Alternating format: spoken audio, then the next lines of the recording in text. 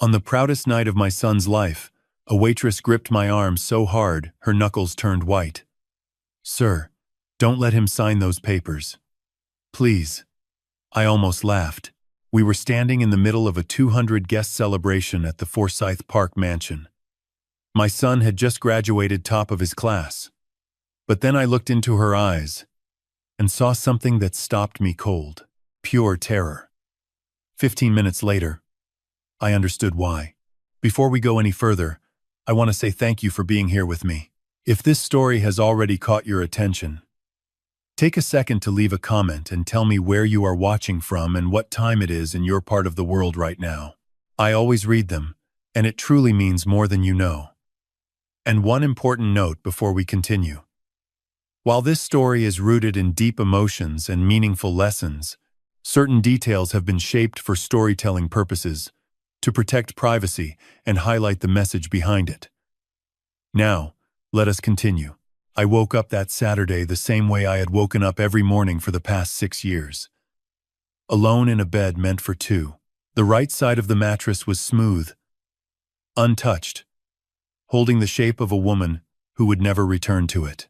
Sunlight pushed through the tall windows of the Manning estate, spilling across the hardwood floors and catching the dust that floated through the stillness like tiny ghosts. Catherine, for the first year after she passed, I used to reach for her in those soft, half-conscious seconds between sleep and memory. My hand would slide across the cool sheets, searching for warmth that was no longer there. By the second year, I stopped reaching. By the sixth, I simply lay still and let the silence press into my chest like a stone. 6 years since cancer had taken her. 6 years of learning to exist without the woman who had been my compass, my conscience. And the only person in this world who could look at me and know exactly what I was thinking before I said a word. But that morning was not about grief. It was about Daniel. I pushed back the covers and walked to the window. The estate grounds stretched out below, wide and green beneath the Savannah sun. Ancient live oaks lined the property, their branches draped in Spanish moss that swayed like slow curtains in the breeze. On the south lawn, a crew of workers was assembling tables beneath white tent canopies. Florists carried armfuls of gardenias and magnolias toward the main entrance. A catering truck idled near the kitchen door, its crew unloading silver trays and crystal glassware. Tonight, the Forsyth Park mansion would host the celebration I had spent 3 months planning. 200 guests, a live jazz quartet, a 5-course dinner prepared by one of Savannah's finest chefs, and at the center of it all, my son, Daniel Victor Manning, 27 years old, top of his class at Emory University School of Law. Catherine would have loved this. She would have been up before dawn, barefoot on the kitchen tile, directing florists with the calm authority of a general and the warmth of a woman who never forgot to say please. She would have cried into her coffee while pretending she was not crying. She would have held Daniel's face between her hands and told him she always knew he would do something extraordinary. Instead, it was just me. Standing at that window, I made a quiet promise to the empty room.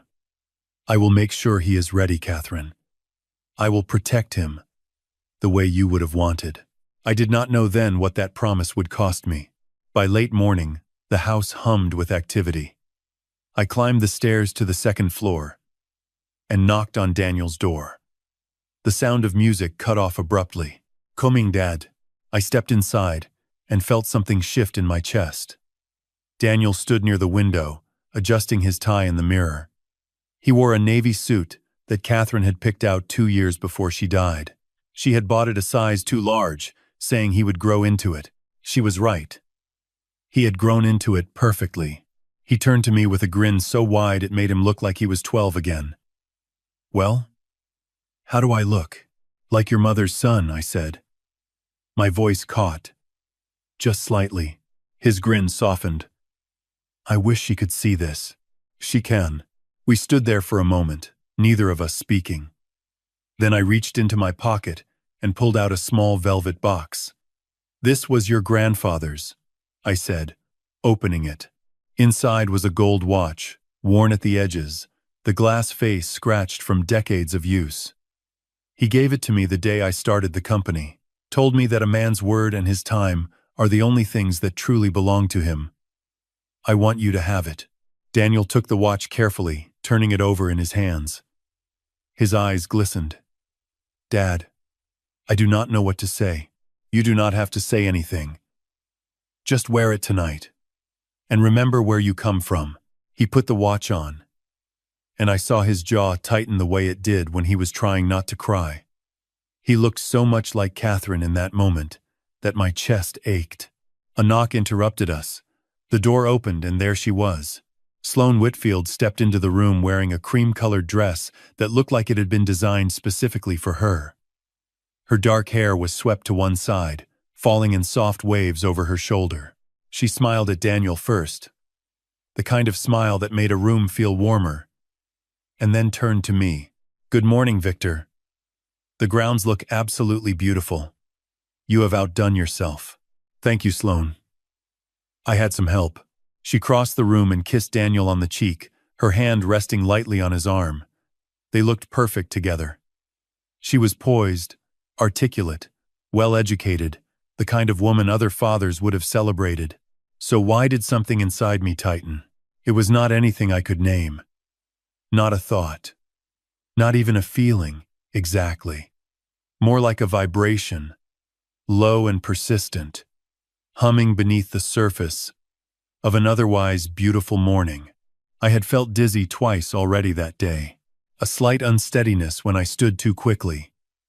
A faint bruise on my forearm I did not remember getting. My doctor had called it age. I had believed him. As Sloane spoke to Daniel about the seating arrangements, her gaze drifted, just for a fraction of a second, toward my study. The door was open. On the desk inside, clearly visible from the hallway, sat a leather folder containing the documents I planned to sign that evening. The trust transfer. $15 million. Daniel's inheritance, made official. Her eyes lingered on that folder for no more than a heartbeat. Then she looked back at Daniel and laughed at something he said. And the moment vanished, as if it had never happened. I told myself I had imagined it. I told myself every father feels this way when his son falls in love. I told myself to stop looking for shadows on the proudest day of my life. I did not know then that ignoring that moment would nearly cost me everything. The Forsyth Park mansion had hosted weddings, governor's dinners, and debutante balls for over 100 years. Its iron gates had opened for generals, senators, and old Savannah families whose names were carved into the very foundation of the city. That evening, 200 guests gathered beneath its arched colonnades and candlelit chandeliers to celebrate my son, and somewhere among them, moving quietly between the tables, was a woman who would save my life before the night was over. Though I did not know her name yet, the South Garden had been transformed. Crystal string lights hung between the live oaks like low-hanging stars, casting a warm amber glow over white linen tables set with gold-rimmed china and fresh magnolia centerpieces. A jazz quartet played beneath the main canopy, their music drifting across the manicured lawn and mixing with the hum of laughter and conversation. The evening air was thick with the scent of gardenias and warm bread from the catering stations. I stood near the garden entrance watching it all unfold, a glass of bourbon in my hand that I had barely touched. 200 people filled the space. Business partners, family, friends, professors from Emory, neighbors who had known Daniel since he was riding his bicycle up and down Abercorn Street. They mingled and laughed and clinked their glasses, and all of it should have made me happy. It did make me happy. But happiness, when you carry it alone, has a weight to it that other people do not see. Catherine should have been standing beside me. She would have been wearing that emerald green dress she saved for special occasions, the one that made her eyes look like sea glass. She would have squeezed my hand and whispered, "Stop worrying, Victor.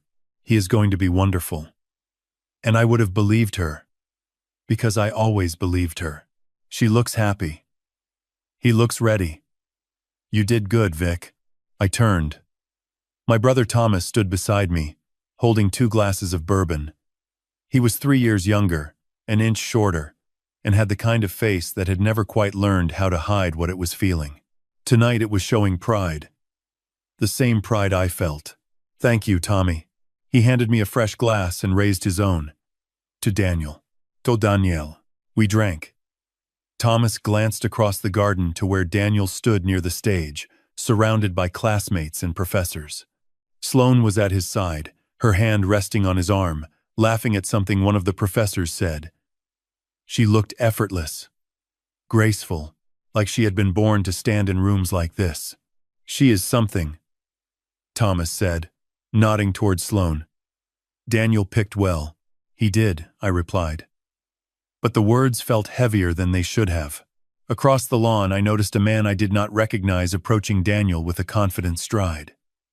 Tall, early 30s, wearing a charcoal suit that fit too well for a guest who was not family. He shook Daniel's hand with both of his, leaned in close, and said something that made Daniel laugh. "Who is that?" I asked Thomas. "Bryce Callahan. Daniel's attorney. Handles his legal affairs now. Sloane introduced them about 6 months ago. I did not know Daniel needed an attorney." Thomas shrugged.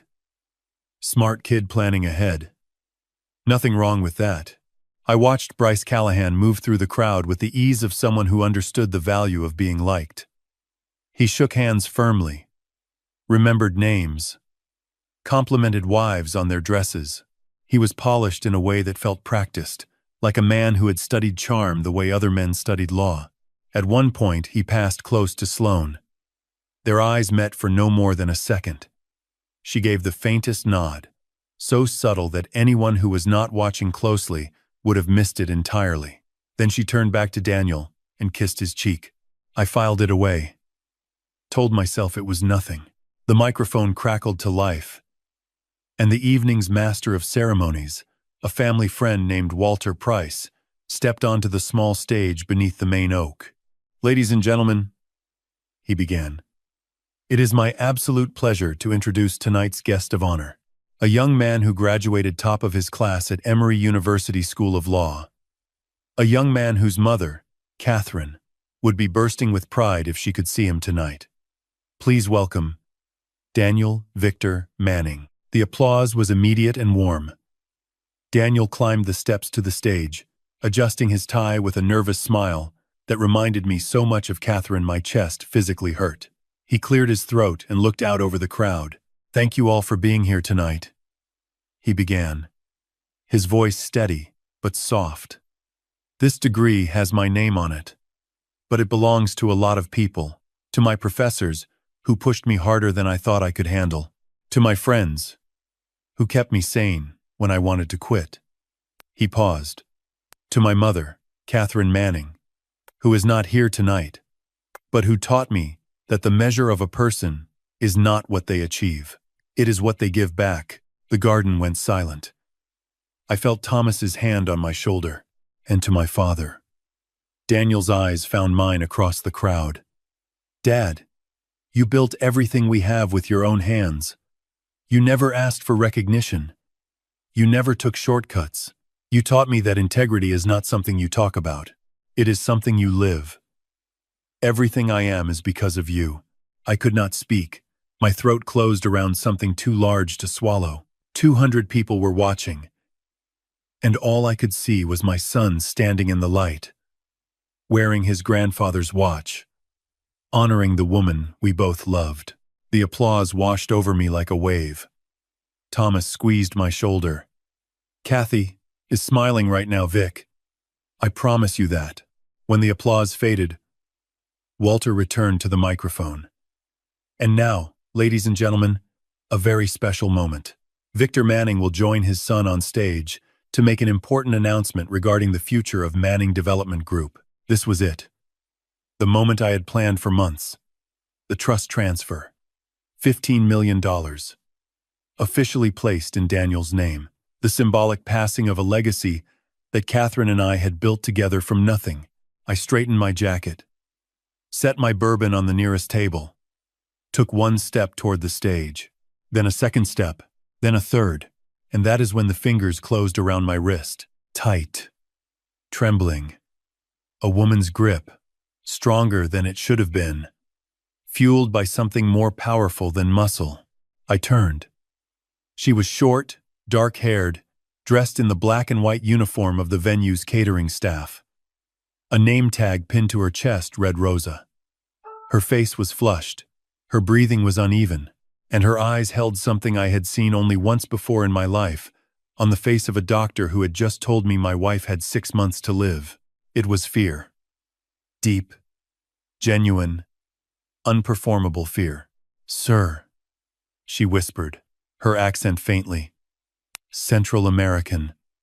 Her voice barely audible beneath the music. "Don't let him sign those papers. Please." She glanced over her shoulder, then back at me. "If you love your son, you need to come with me. Right now." The applause continued behind me. Walter was gesturing toward the stage.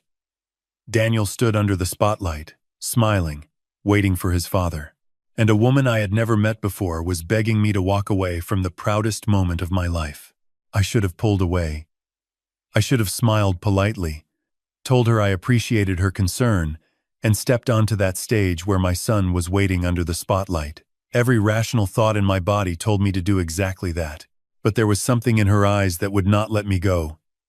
Not desperation, not drama, something quieter and far more dangerous. It was the look of a person who had seen something she was not supposed to see and understood exactly what it meant. Catherine used to say that when someone is genuinely afraid, you do not question them. You listen. I had not always been good at listening, but that night, standing 3 steps from the proudest moment of my life, I heard my wife's voice more clearly than I had in years. "Listen, 1 minute," I told Rosa. "That is all I can give you. That is all I need," she said. I glanced back toward the stage. Walter was improvising, telling a story about Daniel's childhood that drew laughter from the crowd. Daniel stood to the side, scanning the garden for me with a puzzled expression. Sloane leaned close to whisper something to him, and he nodded. Rosa led me through a service entrance I had never noticed before. A narrow door flush with the garden wall, painted the same ivory as the surrounding stone. We passed into a corridor that ran behind the main hall. The transformation was instant. The string lights and jazz music vanished, replaced by fluorescent tubes humming overhead, bare concrete walls, and the sharp clatter of dishes being washed somewhere nearby. The air changed too. Out in the garden it had been warm, fragrant, filled with magnolias and candle wax. In here it smelled like industrial soap and hot metal. Waitstaff moved briskly past us carrying trays, too focused on their tasks to notice a guest being led through their workspace. Rosa walked quickly, her shoes silent on the tile floor. She turned a corner, then another, and finally pushed open the door to a small storage room. Mop buckets, folded chairs, stacked crates of glassware, cleaning supplies on metal shelves. She ushered me inside and pulled the door nearly shut, leaving it open just a crack. "What is this about?" I asked, keeping my voice low. "I have worked at this venue for 8 years, Mr. Manning. I know every room, every hallway, every corner where people think they cannot be seen." She paused, steadying her breath. 30 minutes ago, I went to the coat check room to collect a guest jacket.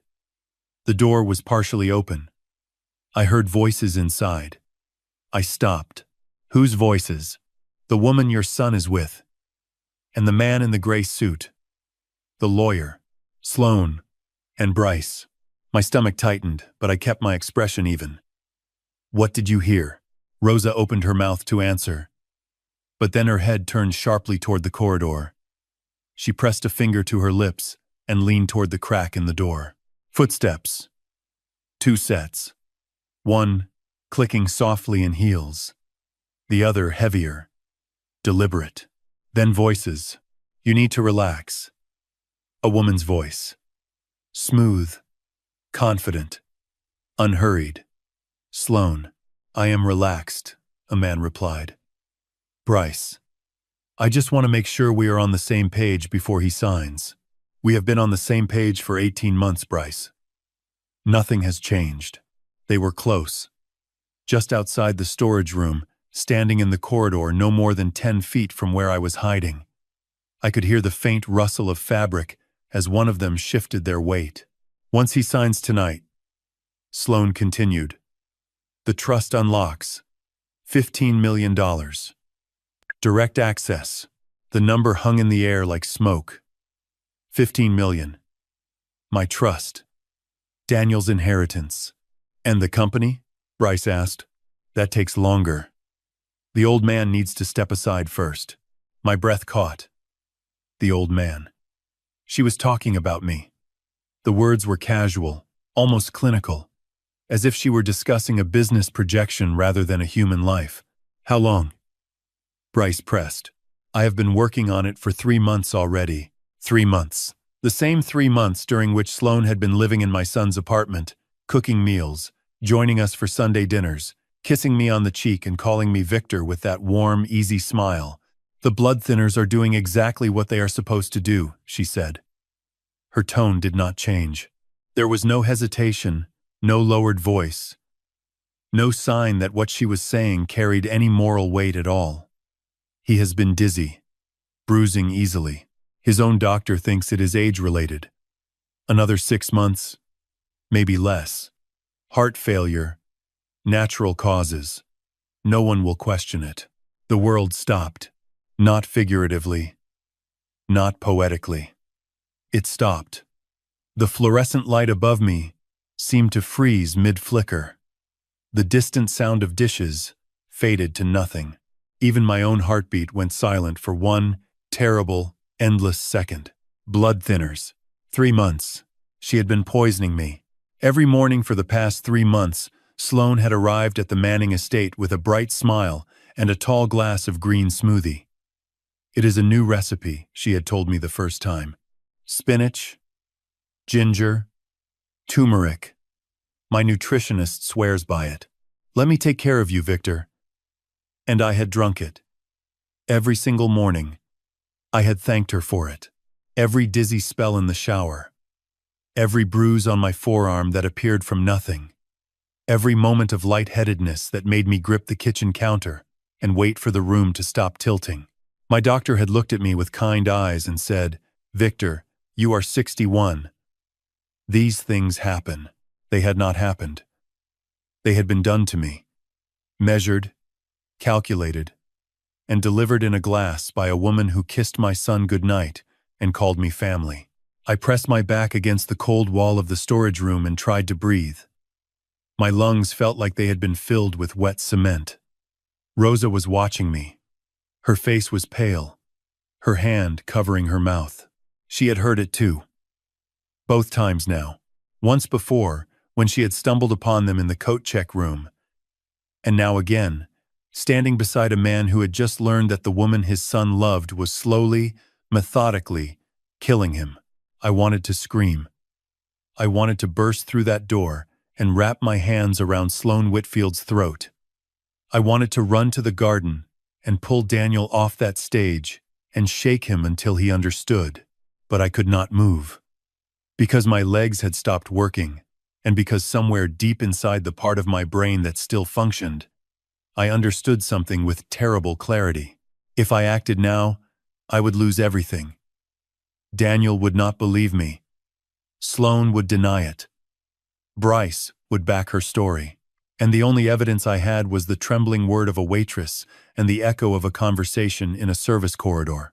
I had nothing, and the woman who was killing me was standing 15 feet away, adjusting her dress and preparing to walk back into my son's celebration as if she had not just discussed my death like a quarterly earnings report. My lungs stopped working. Not figuratively. I literally could not draw a breath. For 3 months, the woman who kissed my son good morning had been measuring poison into my glass. Every dizzy spell, every unexplained bruise.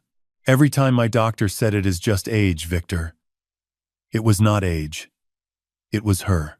Sloane's voice continued on the other side of the door, as if she were discussing vacation plans. Daniel worships me, she said. There was no affection in it. No warmth. She said it the way someone describes a useful tool. He will sign whatever I put in front of him. He already has. The trust authorization, the insurance amendment, all of it. He thinks it is standard paperwork. He does not read what Bryce prepares. He trusts us. The word trusts landed like a blade between my ribs. My son. The boy who had just stood on a stage in front of 200 people and told the world that integrity was something you live. He trusted the woman beside him with everything he had, and she had turned that trust into a weapon. Once Victor is gone and I control Daniel, Sloane continued, her voice dropping slightly, not from guilt but from caution. Everything flows through me. Through us. The trust. The company. The estate. All of it. A pause. Then Bryce's voice. Closer now. Quieter. Promise me this works. I promise. Sloane's tone softened in a way I had never heard before. Not the softness she used with Daniel, which I now understood was performance. This was something real. Something intimate. By this time next year, we will have everything. A new life. Together. I heard movement. The faint shift of fabric. The sound of breath drawn close. Through the crack in the door, I saw it. Bryce stepped forward and pressed his lips to Sloane's. It was not rushed. It was not stolen. It was familiar, practiced, the kind of kiss shared between people who had been doing it for a long time and saw no reason to stop. She held his face with both hands. He rested his palm against the small of her back. They stood there in the fluorescent light of a service corridor while 200 people celebrated my son's future 50 feet above them, and they kissed like lovers who had already won. I should get back, Sloane said finally, pulling away but keeping her hand on his chest. People will notice. Go. I will follow in a few minutes. She smoothed the front of her dress, the same cream-colored dress that had looked so elegant when she had walked into Daniel's room that morning. She checked her reflection in the dark glass of a fire extinguisher case mounted to the wall, adjusted a strand of hair, and walked away. Her heels clicked against the tile in a rhythm that sounded like counting. Bryce remained. He straightened his tie, rolled his shoulders, and checked his phone. Then he slipped it into his pocket and followed the same corridor Sloane had taken, moving in the opposite direction so they would not arrive at the garden from the same entrance. They had done this before. The choreography was too smooth, the timing too natural. This was not impulsive. It was routine. The storage room fell silent. Rosa closed the door fully, sealing us in near darkness. The only light came from the thin gap beneath the door, a pale stripe of fluorescent glow cutting across the concrete floor. "Now do you believe me?" she whispered. I could not answer. My mind was still replaying Sloane's words in a loop that would not stop. Daniel worships me. Once Victor is gone, everything flows through me. Blood thinners. 3 months. By this time next year, Rosa reached into the pocket of her apron and pulled out a small card. She pressed it into my shaking hand. It was a simple white card with a phone number written in blue ink. Nothing else. "My number," she said. "If you need someone to tell the truth, if you need a witness, a statement, anything, I will do it." I stared at the card. My fingers were trembling so badly I could barely hold it. "Why?" I managed. "You do not even know us." She hesitated for just a moment. Then she said something that I will carry with me for the rest of my life. "Because I have 2 children, Mr. Manning. Maria is 11. Tomas is 8. I raised them alone. I work 2 jobs so they can go to a good school." Her eyes glistened in the dim light. "And no one in this world should die because they trusted the wrong person. If someone knew my children were in danger, I would pray they would speak up. So I am speaking up." She held my gaze, steady and unwavering, and in that moment she was the bravest person I had ever met. Not because she was unafraid, she was terrified. I could see it in the way her hands trembled, in the way she kept glancing at the door. She was risking her job, possibly her safety, for a man she had served drinks to 3 hours ago. "Thank you," I whispered. "Do not thank me yet," she said. "Be careful. People like them do not stop easily." She cracked the door open and checked the hallway. "It is clear. Go back upstairs. Go back to the party. Smile." Act like nothing happened. And then, she looked at me one last time. Then you figure out how to protect your son. She slipped through the door and disappeared down the corridor, her footsteps fading into the mechanical hum of the kitchen. I stood alone in the storage room for what felt like an hour, but was probably 30 seconds. Above me, the band was playing. Glasses were clinking. My son was waiting on a stage for his father to come and sign a document that would hand $15 million to the woman who was slowly killing me. I put Rosa's card in my jacket pocket. I wiped my face with the back of my hand. I straightened my tie, and I walked back into the light. The garden was exactly as I had left it. Warm, glowing, alive with celebration. Daniel saw me approaching and smiled with relief. "Dad, where were you?" "We were about to send a search party." "Stomach," I said, touching my midsection. Something did not agree with me. I stepped inside for a minute. "Are you okay?" "I am fine." Sloane appeared beside Daniel, her hand finding his arm with practiced ease. "Victor, you look pale. Can I get you some water?" I looked at her. At the woman who had just discussed my death with the calm precision of an accountant closing a ledger. She smiled at me. The same warm, effortless smile she had given me that morning. The same smile she had probably given Richard Kemp in Jacksonville before she took $1.2 million of his life. "Water would be wonderful, Sloane." "Thank you." She touched my shoulder as she passed. Her fingers were cool. I turned to Daniel. "Son, I have decided to postpone the signing. Henry Aldridge wants one final review of the documents. Just a formality. We will do it next week." Daniel's brow furrowed. "Is everything okay?" "Everything is fine. Just being thorough. Your grandfather always said, never sign anything after bourbon." He laughed, and the sound nearly broke me. Across the garden, I saw Bryce standing near the bar, a glass of scotch in his hand. He was watching me. When our eyes met, he raised his glass in a small salute and smiled. The same smile he had worn when I had shaken his hand earlier that evening. The same smile a man wears when he believes he is the smartest person in the room. I shook Bryce's hand and felt the warmth of a man who had just discussed my murder with the casualness of a dinner order.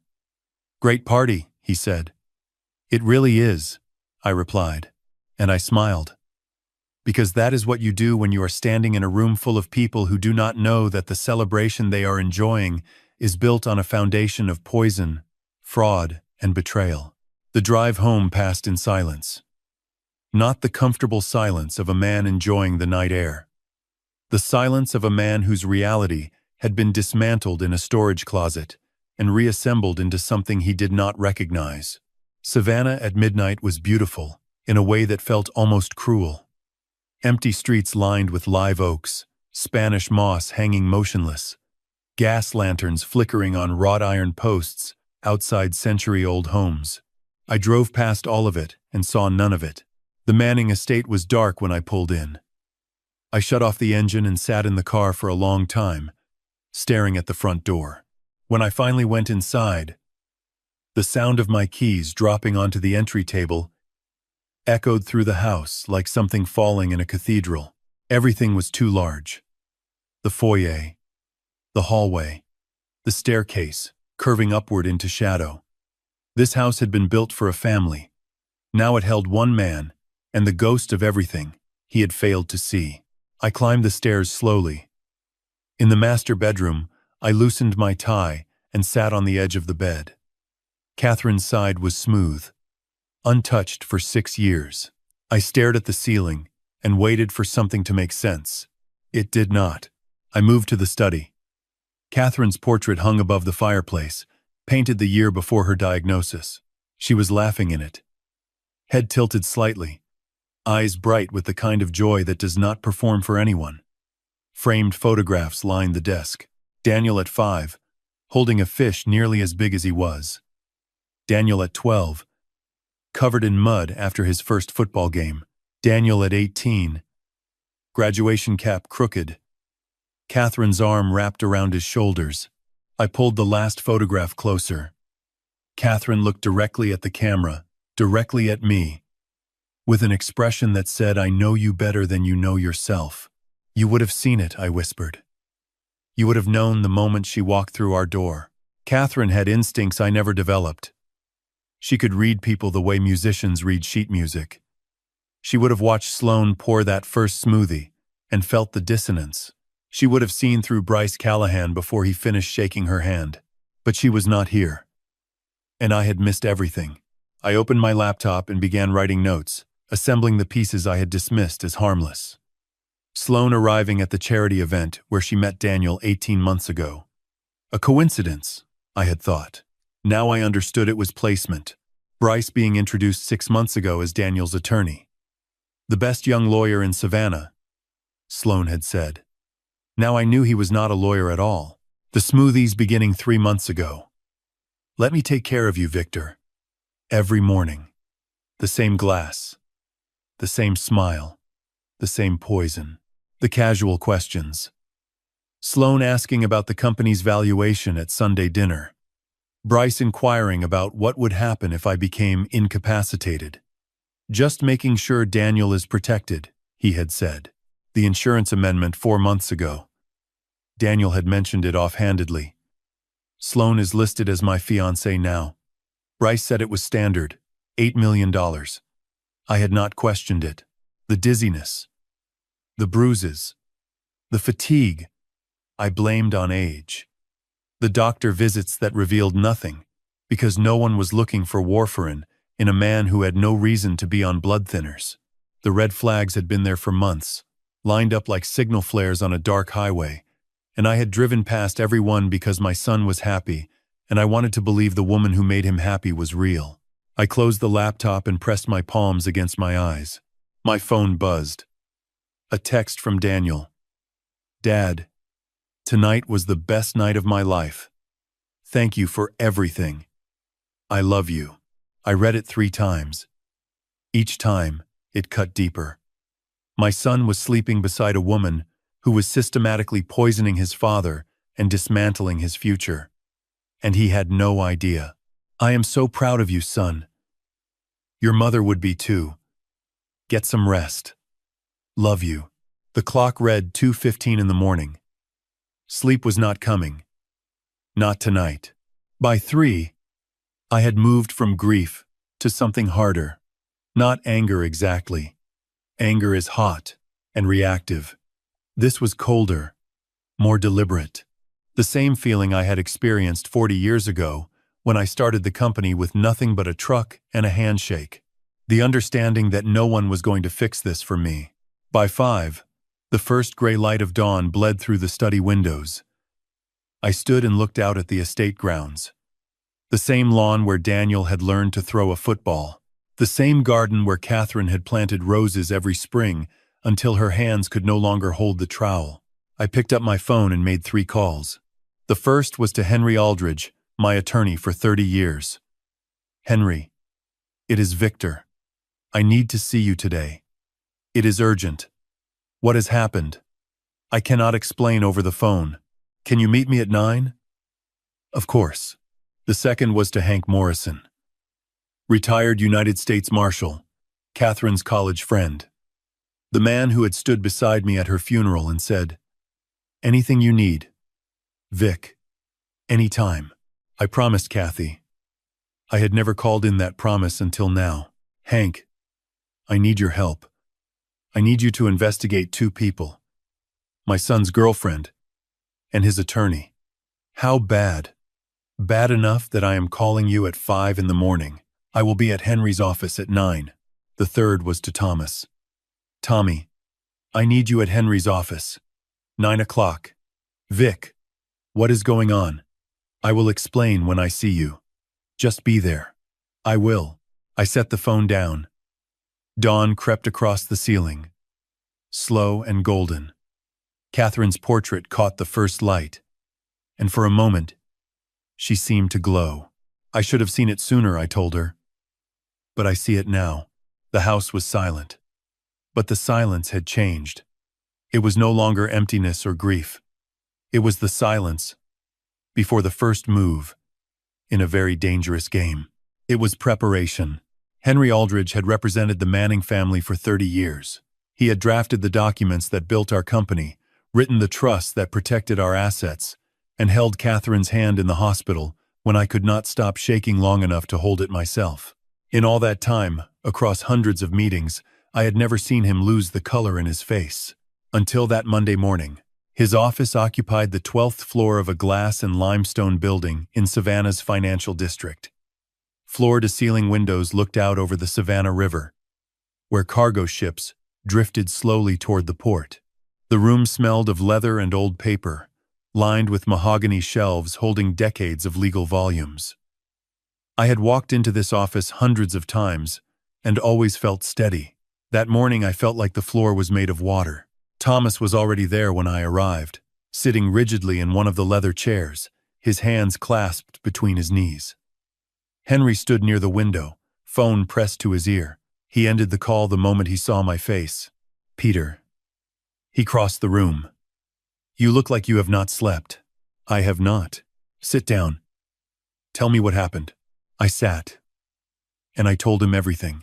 The party, Rose's warning, the storage room, Sloane's voice detailing the trust fund and the blood thinners, Bryce's kiss, the casual way they had discussed my death as if scheduling a meeting. I watched Henry's expression shift as I spoke. Concern became disbelief. Disbelief became calculation. And calculation became the cold, focused attention of a man who had spent 3 decades fighting in courtrooms. When I finished, the room was silent. Thomas had not moved. His face was gray. "She has been poisoning you," Thomas said slowly. "In our mother's kitchen. With a smoothie." "Yes." Henry moved to his desk without a word and opened his laptop. Within minutes, he was pulling files, printing documents, spreading papers across the mahogany surface with the methodical urgency of a surgeon who has just discovered the patient is bleeding from somewhere no one checked. "Let us start with the trust," he said. He slid a document across to me. I recognized the format. $15 million trust. Established when Daniel turned 25.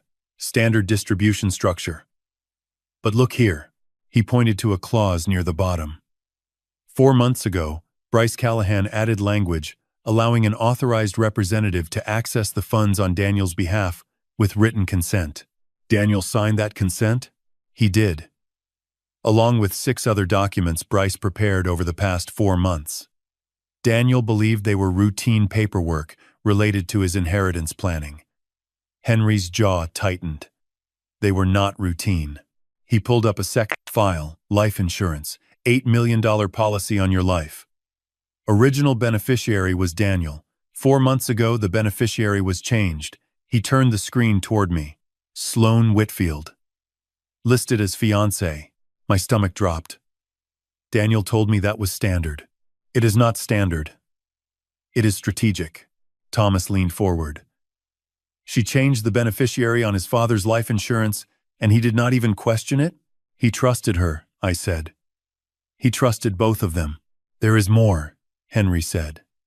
He navigated to another file. Your corporate succession plan. Manning Development Group. Valued at approximately $52 million. The original structure is clean. If you pass away, Daniel inherits your controlling shares. But 3 months ago, Bryce inserted an amendment. He scrolled to the relevant section and read aloud. If the primary heir inherits and subsequently becomes incapacitated or delegates authority, their spouse or designated partner shall assume voting rights and operational control. The room tilted. Sloane is not his wife. Not yet. But if they marry, and if you die, and if Daniel is manipulated into delegating authority, she controls a $52 million company. Henry folded his hands on the desk. Let me put it together for you. Trust fund, $15 million. Life insurance, $8 million. Corporate succession, $52 million. Total potential exposure. He paused. $75 million. Victor, that is what you and Daniel are worth to them. Dead or controlled? Thomas stood abruptly. His chair scraped against the floor. He walked to the window and pressed his forehead against the glass. 75 million, he whispered. And she has been poisoning him in our mother's house. We need proof before we act, Henry said firmly. If you confront them now, they destroy evidence, turn Daniel against you, and lawyer up. Bryce may not be a legitimate attorney, but he clearly understands the system well enough to exploit it. We need to be smarter. I have already started, I said. I am meeting someone this afternoon. Henry nodded. Good.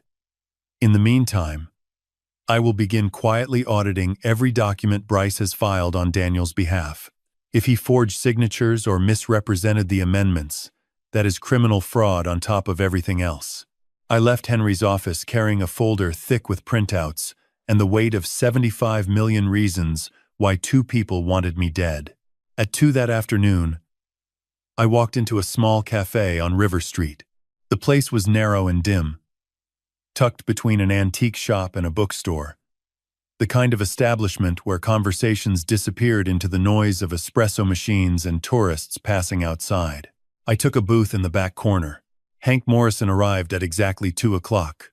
He was 55, built like a man who still ran 5 miles every morning, with close-cropped gray hair and steady eyes that had spent 12 years reading liars across federal interrogation tables. He slid into the booth across from me and declined the waitress's offer of coffee. Tell me, he said simply. I told him everything I had told Henry, plus the details I had compiled overnight. The timeline, the smoothies, the insurance changes, the 75 million. Hank listened without interrupting. When I finished, he was quiet for several seconds. Kathy asked me to watch over you too, he said finally. She made me promise the day before her last surgery. Said she knew you would be too stubborn to ask for help. He looked at me steadily. I am glad you finally called. He outlined his plan. Full background investigation on Sloan Whitfield and Bryce Callahan. Financial records, criminal history, prior addresses, previous relationships, digital forensics on any publicly accessible information, contact with previous victims if they existed, and most urgently, a full toxicology panel on my blood. He reached into his jacket and slid a small object across the table. It looked like an ordinary ballpoint pen. Recording device, he said. Voice activated. Legal in Georgia, under single-party consent. You are part of the conversation. You can record it. I picked it up. It was lighter than I expected. One more thing, Hank added. His voice dropped. Go to your doctor tomorrow. Full blood panel. Toxicology screening. Do not tell anyone why. He paused. And Victor, stop drinking those smoothies. Hank's preliminary report arrived at 3:17 on Wednesday afternoon.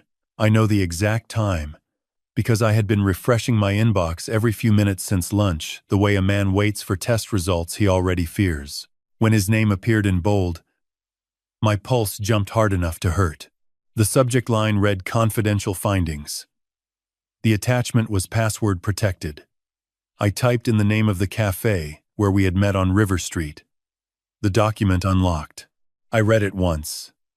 Then I locked the study door, turned off the lights, and read it again in the glow of the screen.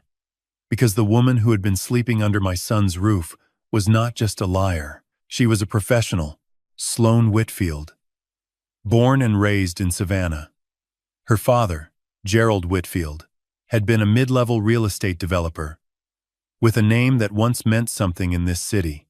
Good neighborhood, good schools. Membership at the Oglethorpe Club. The kind of family that appeared in society pages and attended the right charity galas. Then 2019 happened. Gerald Whitfield had leveraged everything on a waterfront development project that collapsed when his primary investor pulled out. Bankruptcy followed. The house on East Gaston Street was sold. The club membership lapsed. The family name, which had taken 3 generations to build, dissolved in a single quarter. Gerald died of a stroke 18 months later. Sloan's mother moved to a small apartment in Pooler.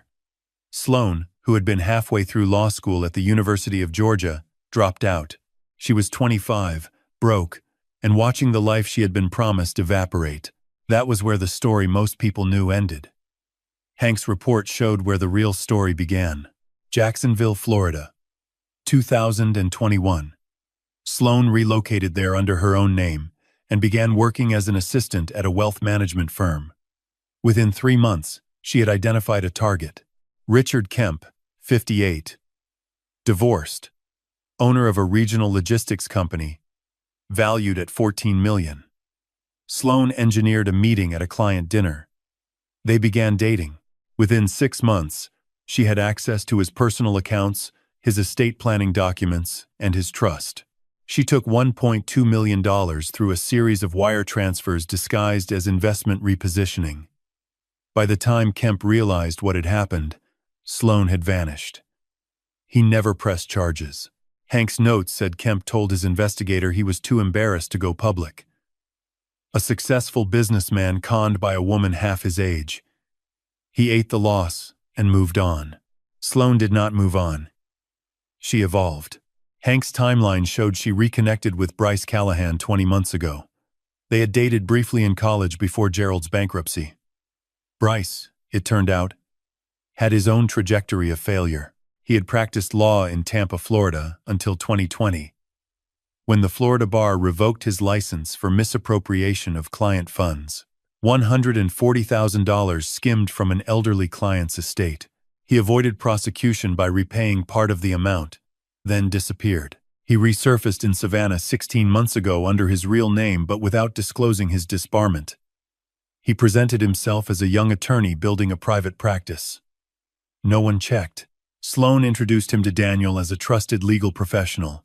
The financial trail Hank uncovered made my chest tighten. Over the past 12 months, approximately $350,000 had been moved from Manning Development Group accounts through a series of shell companies into offshore accounts linked to Bryce. The transactions were small enough to avoid automated auditing flags. $5,000 here, $8,000 there, spread across dozens of transfers, buried in operational expenses and vendor payments. $350,000. Stolen from the company Catherine and I had built from nothing. But the report did not stop there. Hank had obtained the results of my toxicology panel. I had gone to the doctor Tuesday morning, as instructed. Blood drawn. Full screening. The results had been forwarded to Hank by secure email. Warfarin. Present in my bloodstream at levels significantly above therapeutic range. The report included a note from the lab technician flagging the finding as abnormal for a patient with no prescription for anticoagulant medication. Hank had attached a separate analysis from a toxicologist he consulted. The expert's summary was 3 sentences long, and I read each one as if it were a verdict. The warfarin concentration indicates consistent oral administration over a period of approximately 2 to 3 months. At this sustained dosage, the patient faces elevated risk of internal hemorrhaging, particularly in response to physical trauma or sudden blood pressure changes. A fall, a minor car accident, or even aggressive physical activity could trigger a fatal bleeding event. I sat back in my chair. My hands were shaking. She had not just planned to kill me. She had been killing me every morning. One smoothie at a time, calibrated precisely so that my own doctor would attribute the symptoms to aging, so that when the fatal event eventually came, whether it was a fall down the stairs or a sudden collapse in the garden, no one would think to look for poison. They would look at a 61-year-old man with declining health and sign a death certificate without a second thought. The final section of Hank's report covered digital forensics. Sloan's search history, recovered from a cloud backup linked to a device she had used at Daniel's apartment. The searches spanned 3 months. Warfarin dosage levels below detection threshold. Blood thinner symptoms in elderly patients. How long before warfarin causes organ damage? Georgia inheritance. Processing timeline after death. Spousal rights to corporate shares in Georgia. Each entry was a nail in a coffin she had been building for me since the day she first handed me that glass and said, "Let me take care of you, Victor." I closed the report and sat in the dark for a long time. Catherine's portrait was barely visible in the faint light from the screen, but I could feel her watching me the way she always had. Patient, steady, waiting for me to decide what kind of man I was going to be. My phone buzzed. A text from Daniel. Dad, Sloan wants to cook dinner for all of us Friday night. Her famous pasta. She says she misses you. Can you come? Her famous pasta. The same kitchen. The same hands that had been measuring warfarin into my morning glass for 90 days. The same smile she would wear as she set the plate in front of me and poured the wine and asked how I was feeling. I stared at the message for a full minute. Then I typed 2 words. I'll be there. I set the phone down and looked at Catherine. A father who knows his child is in danger does not retreat, I said quietly. He plans.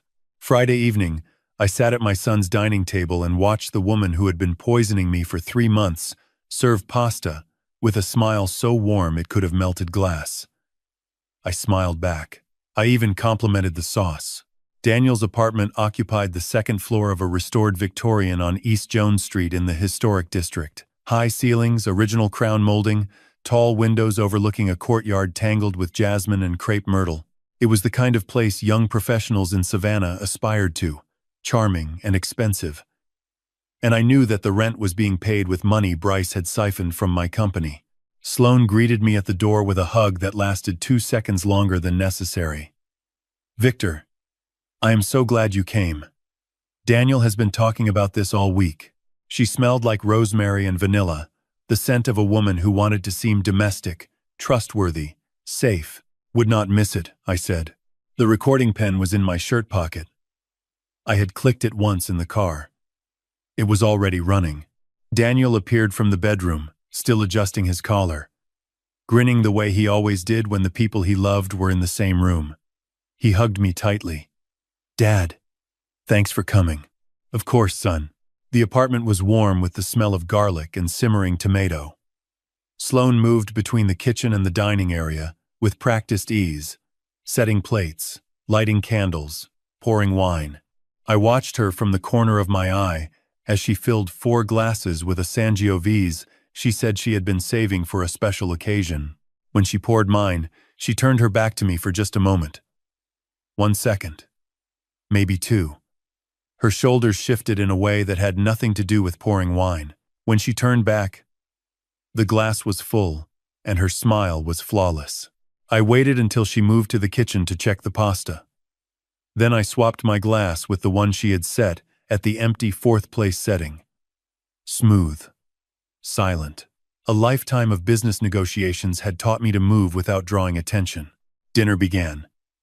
Daniel talked about his plans for the bar exam, about the firms he was considering, about a pro bono project he wanted to launch helping families in underserved neighborhoods with estate planning. His eyes were bright. His voice carried the kind of hope that only exists in people who have not yet learned what the world is capable of. Sloan listened to him with an expression of such convincing adoration that for one terrible moment, I almost doubted everything I knew.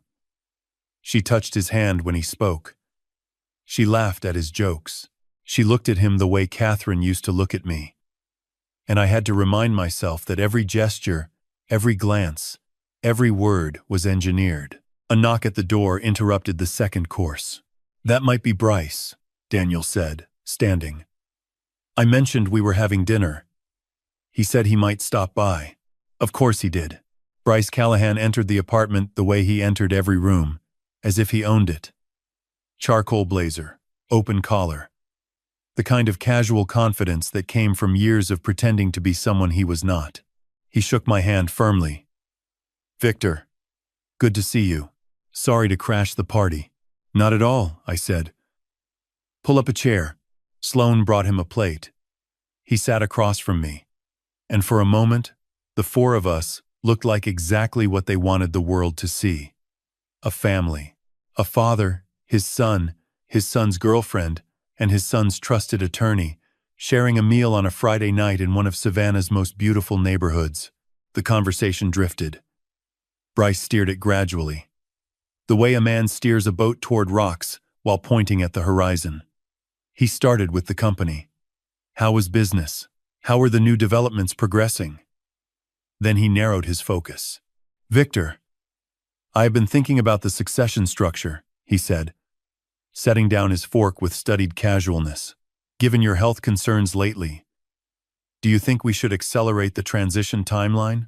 I looked at him steadily. What health concerns? Daniel mentioned you have been dizzy, bruising easily. He tilted his head with an expression of manufactured sympathy. At your age, these things can escalate quickly. I just want to make sure Daniel is protected if something unexpected happens. My doctor says I am fine, I replied. Doctors miss things, Bryce said. I have seen it happen. Perfectly healthy men. And then one day, he snapped his fingers softly. That is why planning matters. You are very thorough, Bryce. It is my job. Across the table, Sloane watched the exchange without speaking. Her fingers tightened almost imperceptibly around the stem of her wine glass. She knew what Bryce was doing. She had probably scripted it. I turned to Daniel and softened my voice. How are you feeling about everything, son? The bar exam? The company? All of it? Daniel smiled. Honestly, best I have ever felt. I have got Sloane. I have got Bryce, handling the legal side. And I have got you. I feel like everything is finally coming together. The words should have warmed me. Instead, they landed like stones in my chest. Everything is finally coming together. He had no idea that the people he trusted most were methodically destroying the foundation beneath him. I stayed another hour. Complimented the tiramisu Sloane made for dessert. Laughed at Daniel's impression of his constitutional law professor. Shook Bryce's hand when he left, and told him I appreciated his dedication. Every word, every smile, every handshake was a performance. And I delivered it flawlessly because my son's life depended on my ability to pretend. In the car, I gripped the steering wheel until my knuckles turned white. Then I called Hank. I got everything, I said. Bryce brought up my health directly. He knows about the symptoms. He is tracking my decline. Good, Hank replied. The pen captured it? Every word. There is something else, Hank said. The wine glass you swapped. Thomas picked it up after you left. I had it tested this afternoon. A pause. Elevated warfarin traces. She is dosing you through the wine now too. Not just the smoothies. I closed my eyes. Even knowing the truth, even expecting it, the confirmation hit like a fist.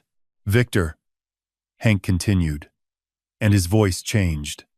It dropped lower, tighter, the way it did when he was about to deliver the kind of news that alters everything. I need you to sit down. I am sitting.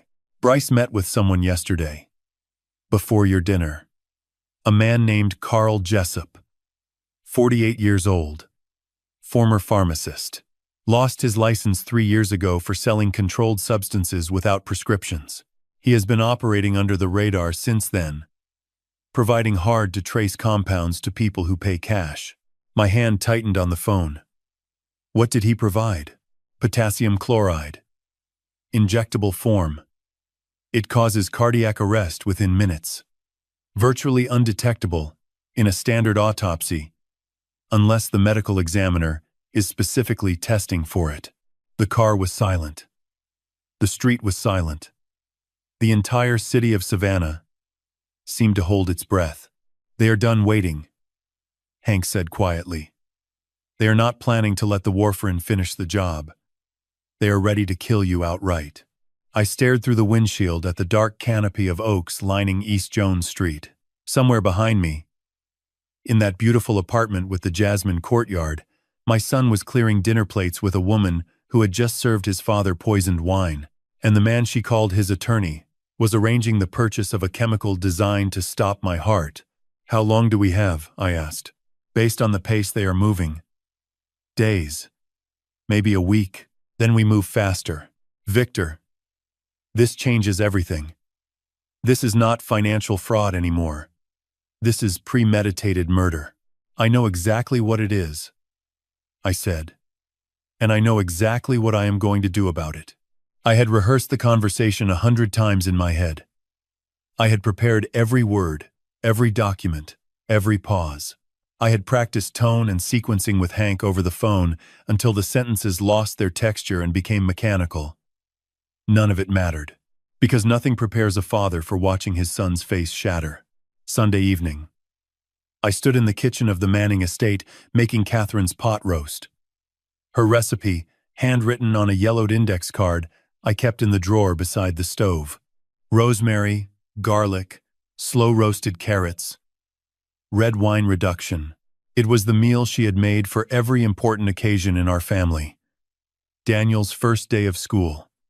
His acceptance to Emory. The last Thanksgiving before her diagnosis.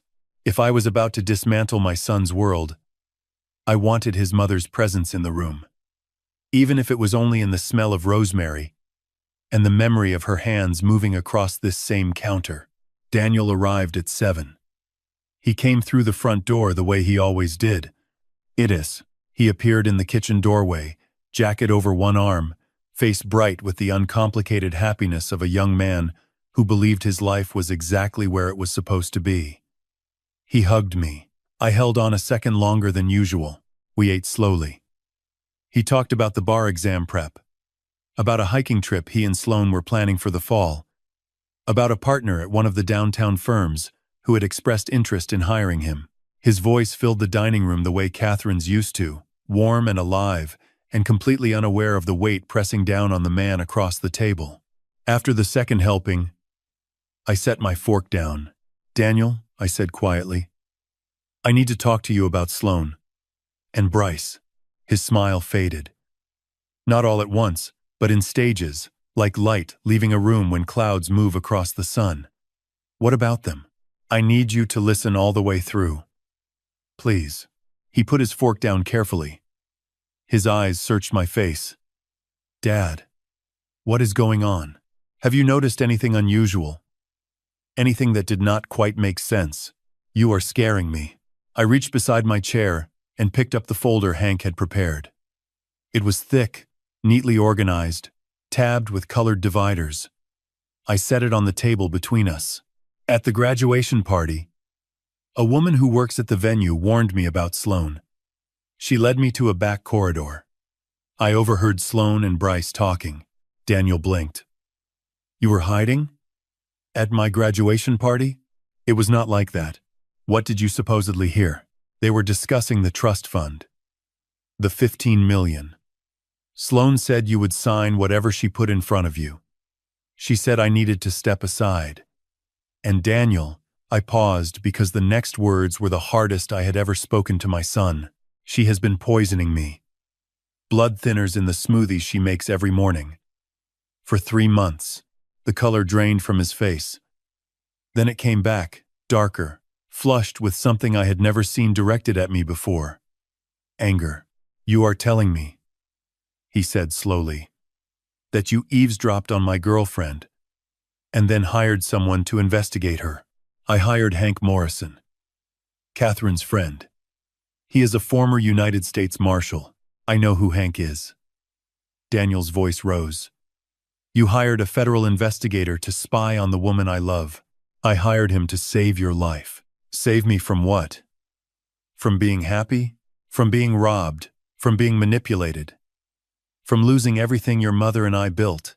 Daniel stood.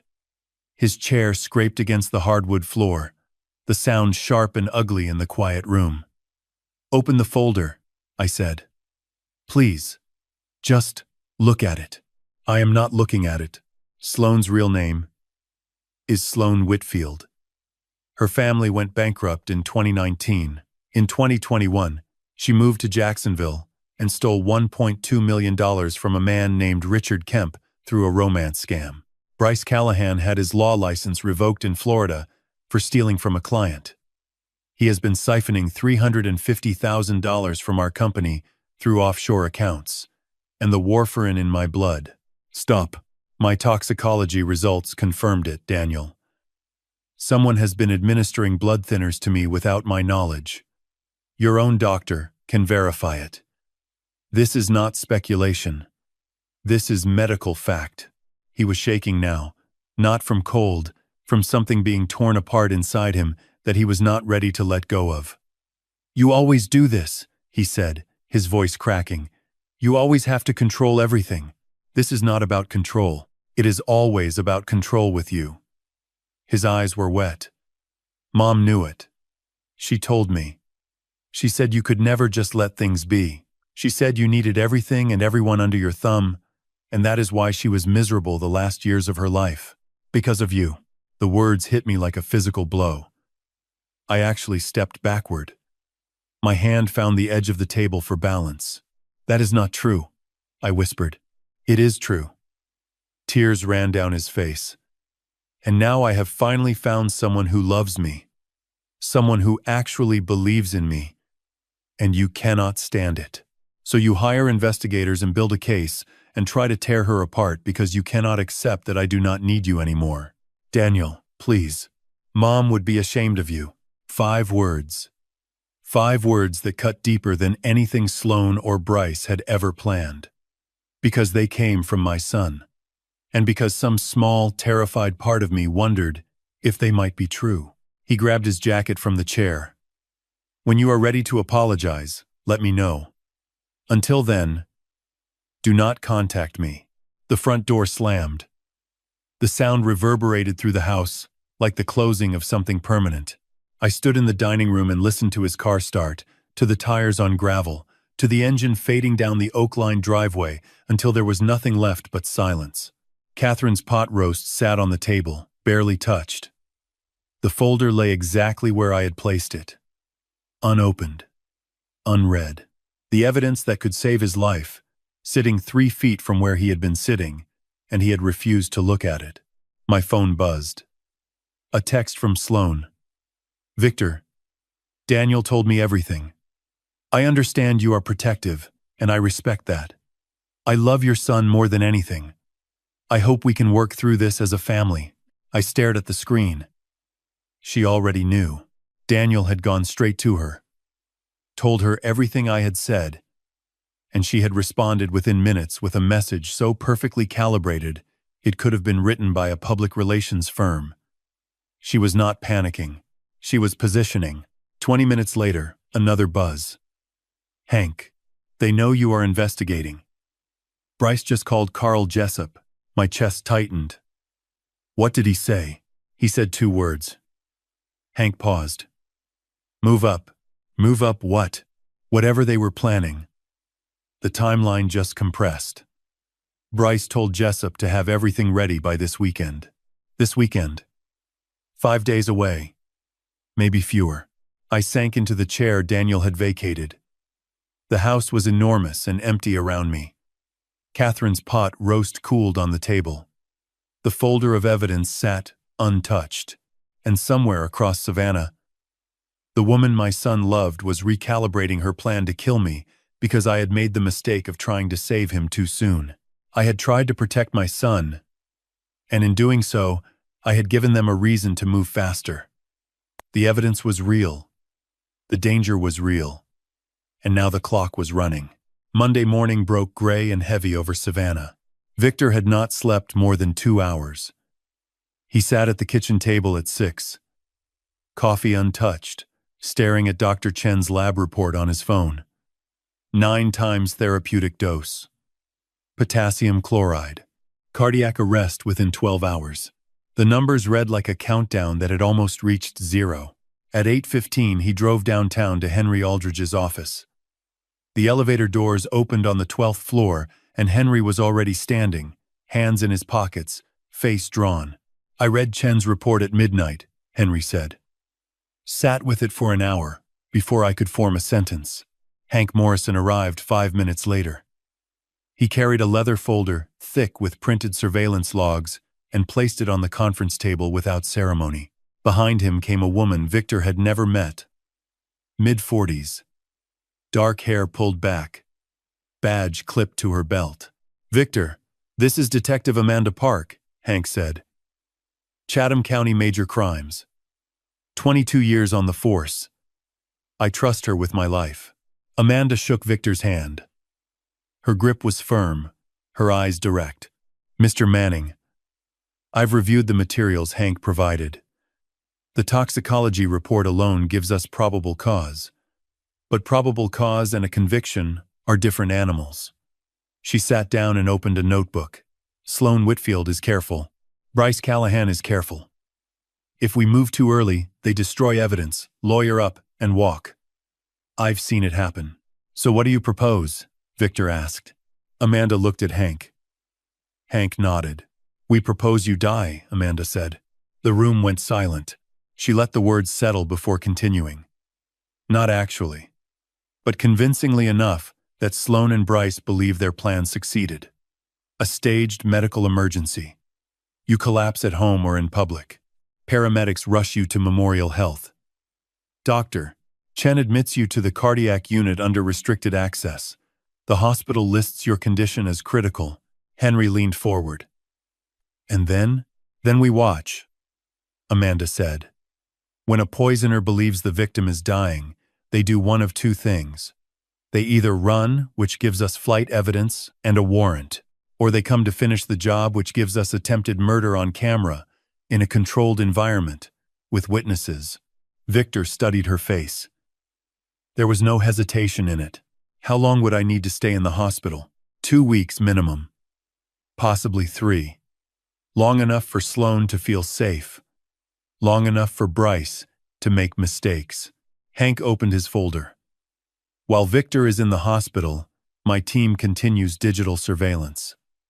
Bryce has been communicating with Carl Jessup through a burner phone. We've identified the number but need time to build a pattern. Every day Victor stays critical. They talk more freely. What about Daniel? Victor asked. The question changed the air in the room. Amanda answered carefully. Daniel cannot know. If he knows, his behavior changes. Sloan reads people. That's her skill. One wrong reaction from Daniel, and the entire operation collapses. Victor felt the weight of that sentence settle into his chest. His son would believe his father was dying. Daniel would grieve, pray, sit beside a hospital bed holding a hand that was pretending to be weaker than it was. The cruelty of it pressed against everything Victor believed about honesty between a father and child. I know what I'm asking, Amanda said quietly. I've been a parent for 19 years. This would break my heart too. But if Sloan succeeds, if she gets the trust, the insurance, the company, Daniel doesn't just lose money, he loses his life. Maybe not today. Maybe not next month. But eventually, she won't need him anymore. Victor looked at Catherine's ring on his finger. He turned it once. How do we begin? Henry spoke next. I'll prepare a revised will and power of attorney documents that appear to transfer authority to Daniel in the event of your incapacitation. These will be the bait. If Sloan and Bryce believe you're dying, they'll push Daniel to activate these documents. When they do, we'll have evidence of intent. I'll coordinate with Memorial Health Security, Amanda added. Hidden cameras in and around your room. Monitored hallways. Plainclothes officers on every shift.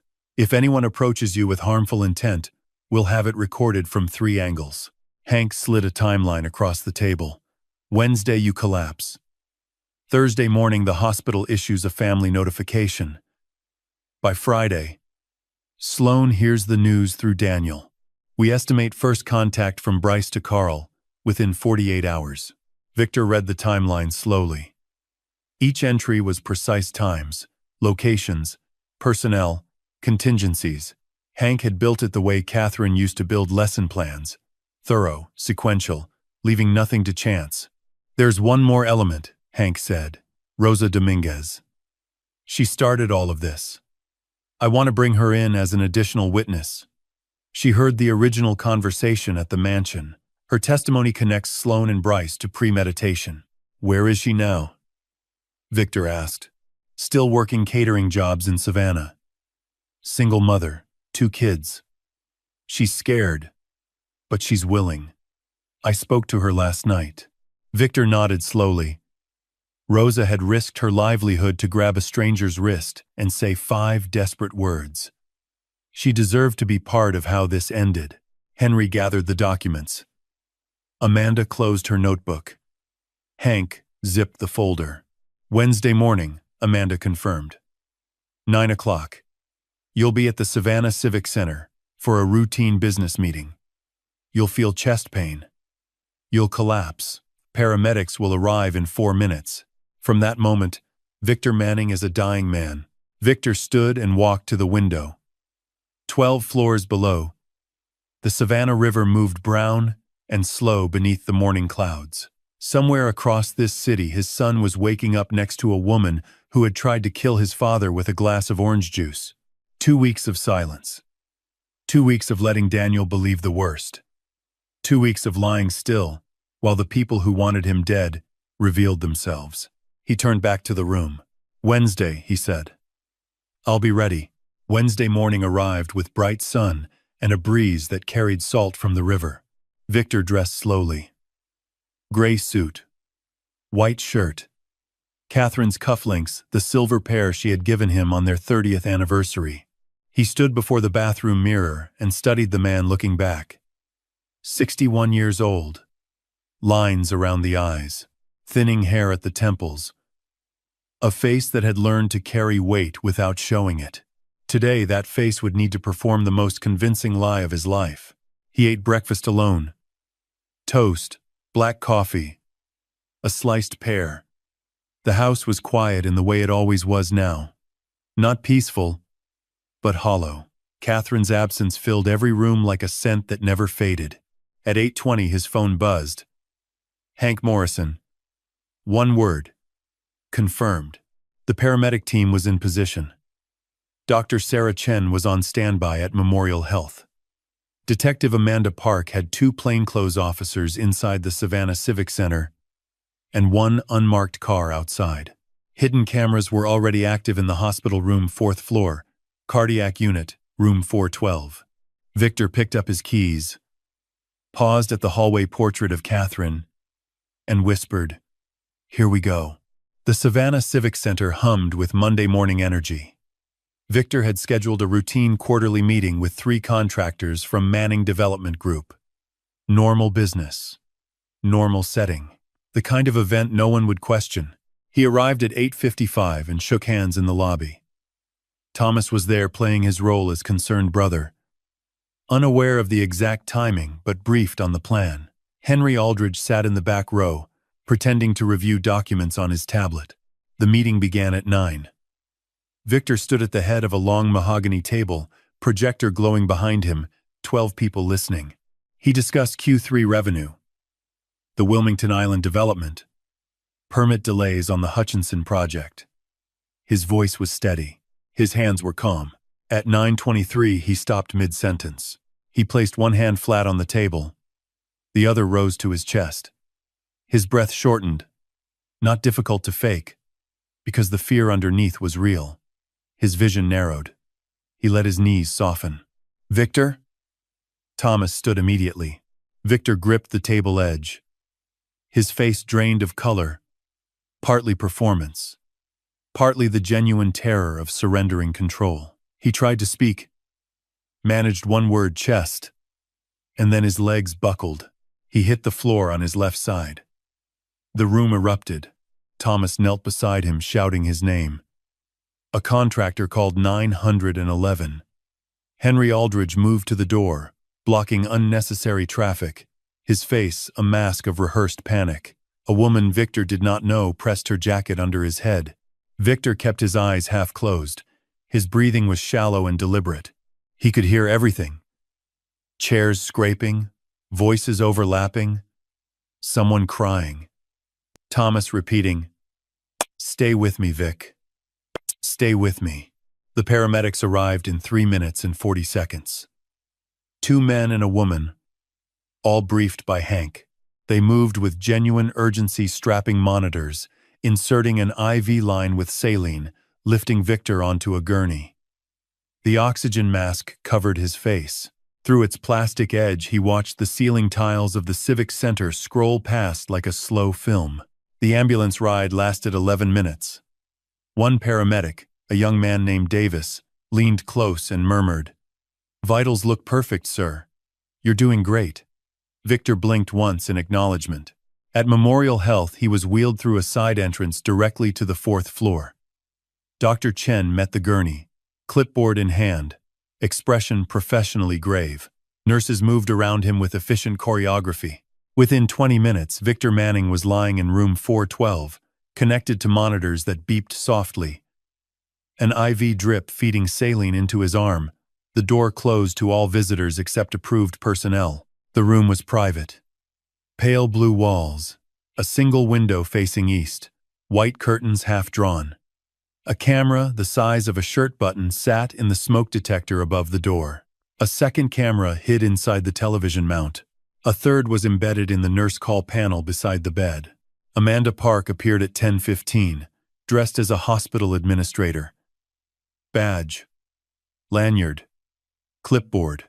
"The Civic Center footage is already circulating," she said.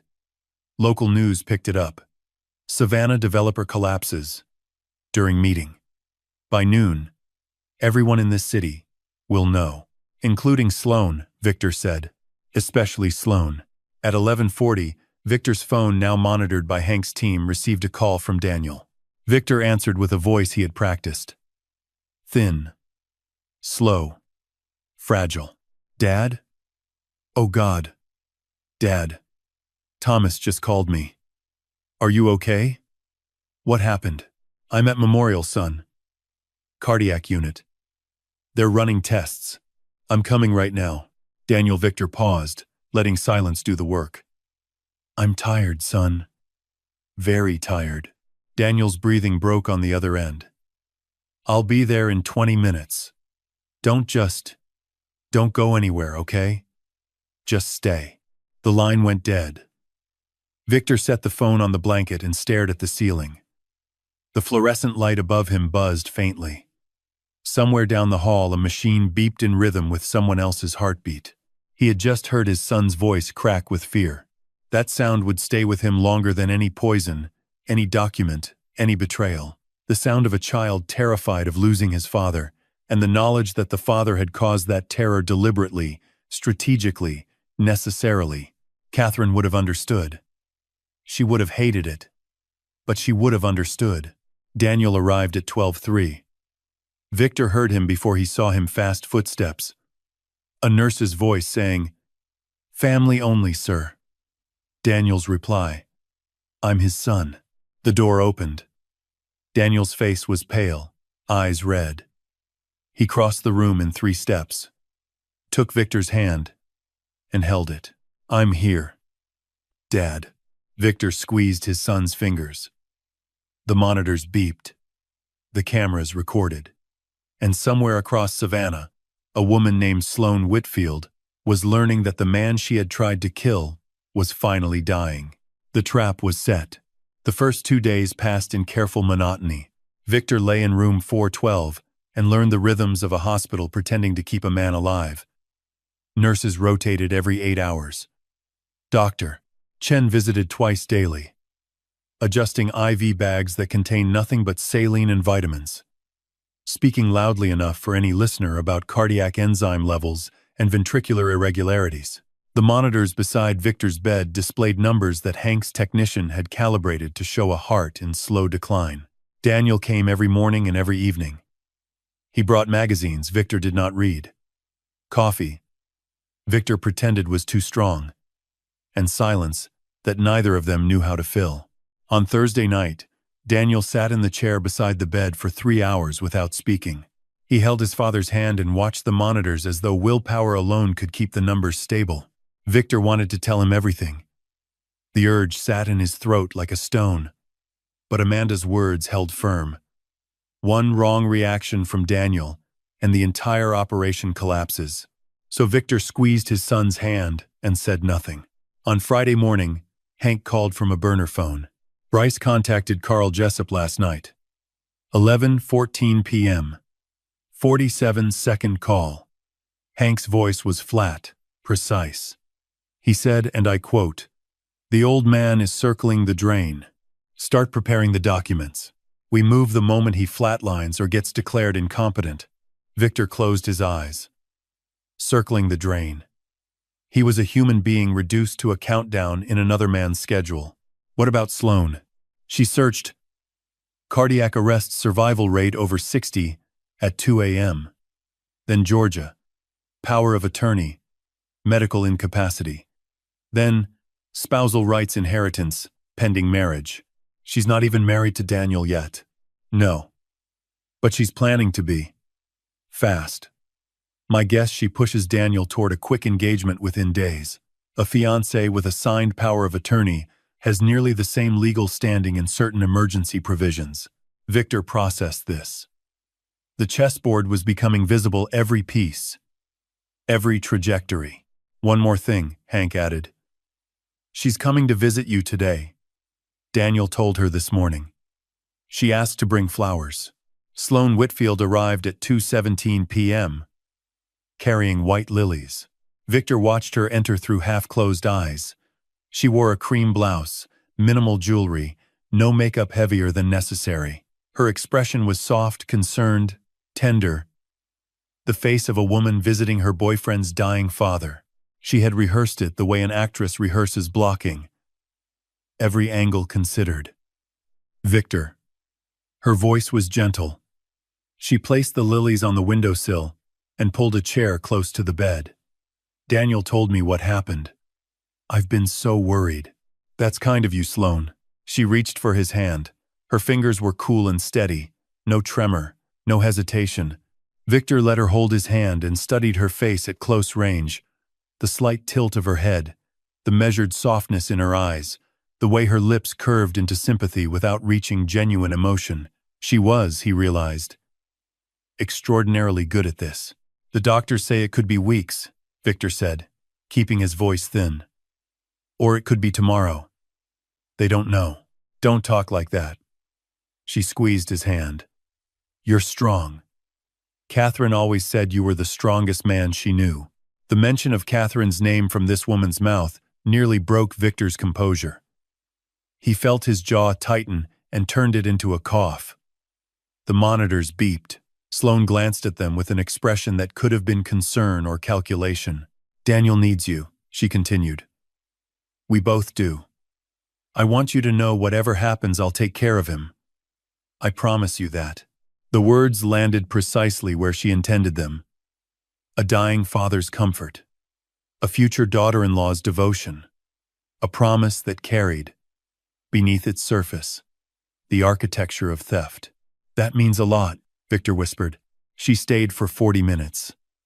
She spoke about Daniel's work, about a house they were considering in Ardsley Park, about a future that assumed Victor would not be part of it. Every sentence was a brick in a wall she was building around his son. When she left, she kissed Victor's forehead. He waited until her footsteps faded down the corridor. Then he looked directly at the camera hidden in the smoke detector. Did you get all of that? He said quietly. His phone buzzed. Hank. Every word. Every frame. She's perfect on camera, and I mean that in the worst possible way. Saturday brought Bryce Callahan. He arrived unannounced at 4:30 p.m., carrying a leather folder and wearing the confident smile of a man who believed the game was already won. He introduced himself to the floor nurse as Mr. Toothing, Manning's attorney, and was admitted after Daniel, sitting in the hallway, confirmed it. Victor watched Bryce enter and felt something shift in the room. With Sloan, there had been performance. With Bryce, there was efficiency. Victor. Bryce sat without being invited. He opened the leather folder on his knee. I know this isn't the best timing, but Daniel asked me to review a few things while you're still able to make decisions. Standard precautionary measures, power of attorney, medical directives, trust activation protocols. Daniel asked you, Victor repeated. He's worried. He wants to make sure everything is in order. In case. Bryce paused on the last two words with practiced gravity. Victor reached for the documents with a hand he made tremble. He scanned the first page, a revised power of attorney granting Daniel full control of Manning Development Group, with Bryce Callahan listed as legal executor. The second page was a medical directive authorizing treatment decisions by next of kin or designated representative. The third was a trust activation form, the same $15 million instrument from the graduation party, now with a clause permitting early release in the event of the grantor's incapacitation. Every document was a key to a different lock. Together, they opened everything. I'll need to read these carefully, Victor said. My eyes aren't what they were.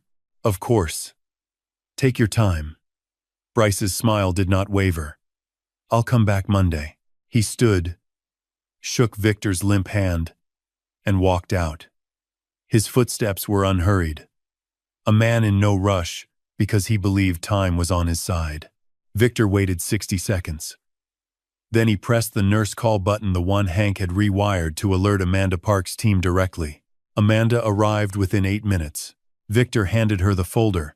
He brought the bait to me, Victor said. Didn't even have to ask. Amanda opened the documents, scanning each page. A slow smile crossed her face, not warm, not amused, but satisfied the way a hunter is satisfied when the animal steps exactly where the trap was laid. Monday, she said. When he comes back for your signature, we'll be ready. She photographed every page, returned the folder to Victor's bedside table, and left. The room settled into silence. Evening light angled through the window, painting the white curtains amber. Victor lay still and listened to the monitors beep their false rhythm. 3 days in the hospital. Sloan had visited. Bryce had delivered documents. Carl was preparing offshore transfers. Daniel was grieving a death that had not happened. The trap was tightening. And Monday was close. Monday morning. Room 412. 7 a.m. Victor had been awake since 4. The hospital ceiling had become familiar. Each tile, each hairline crack, each shadow cast by the fluorescent panel. 12 days in this bed. 12 days of measured breathing, thin voices, and a body pretending to surrender while the mind sharpened itself like a blade on stone. Amanda Park arrived at 7:15 dressed in nurse scrubs. Blue standard issue, ID badge clipped to the pocket. She carried a breakfast tray and set it on the side table. Teams in position, she said quietly, adjusting the pillow behind Victor's head. 2 plainclothes in the hallway. 1 in the stairwell. 1 in the monitoring room, watching all 3 camera feeds. Hank is parked in the east lot with a direct line to my earpiece. And Daniel? Thomas is taking him to breakfast at the River Street Cafe. He won't be in the building until at least 10:30. That gives us a 3-hour window. Victor nodded. The plan required Daniel's absence. Whatever happened in this room today, his son could not witness it. Not because of weakness, but because Daniel's presence would give Bryce a reason to perform rather than reveal. Amanda placed a small device under Victor's blanket, a panic button wired directly to the officers outside. If anything deviates from the plan, press once. We're through the door in 4 seconds. She adjusted the breakfast tray, checked the camera angles on her phone, and left the room walking like a nurse who had done this 1,000 times. Victor ate dry toast and waited. Bryce Callahan arrived at 9:08 a.m. He walked in carrying the same leather folder from Saturday, plus a silver pen that caught the overhead light. His suit was navy, pressed, expensive. His confidence preceded him like cologne. Good morning, Victor. How are we feeling? Tired, Victor said. His voice was paper thin, practiced. But the doctors say, stable. Stable is good. Stable gives us time to handle business. Bryce pulled the chair close and opened the folder on the bedrail. It would give him peace of mind, and frankly, it would give me peace of mind too. Victor studied the documents again. Power of attorney. Medical directive. Trust. Activation. Each page crisp. Each signature line marked with a yellow tab. Walk me through them one more time, Victor said. Slowly. My head isn't clear. Bryce obliged. He explained each document with the patience of a man who smelled the finish line, enunciating legal terms, pointing to clauses, emphasizing the word protection as though it were a gift he was offering rather than a lock he was installing. Victor listened and let the cameras listen with him. This clause here, Victor said, pointing to the trust activation form. Early release in the event of incapacitation. Who determines incapacitation? Two physicians and the legal executor, Bryce said.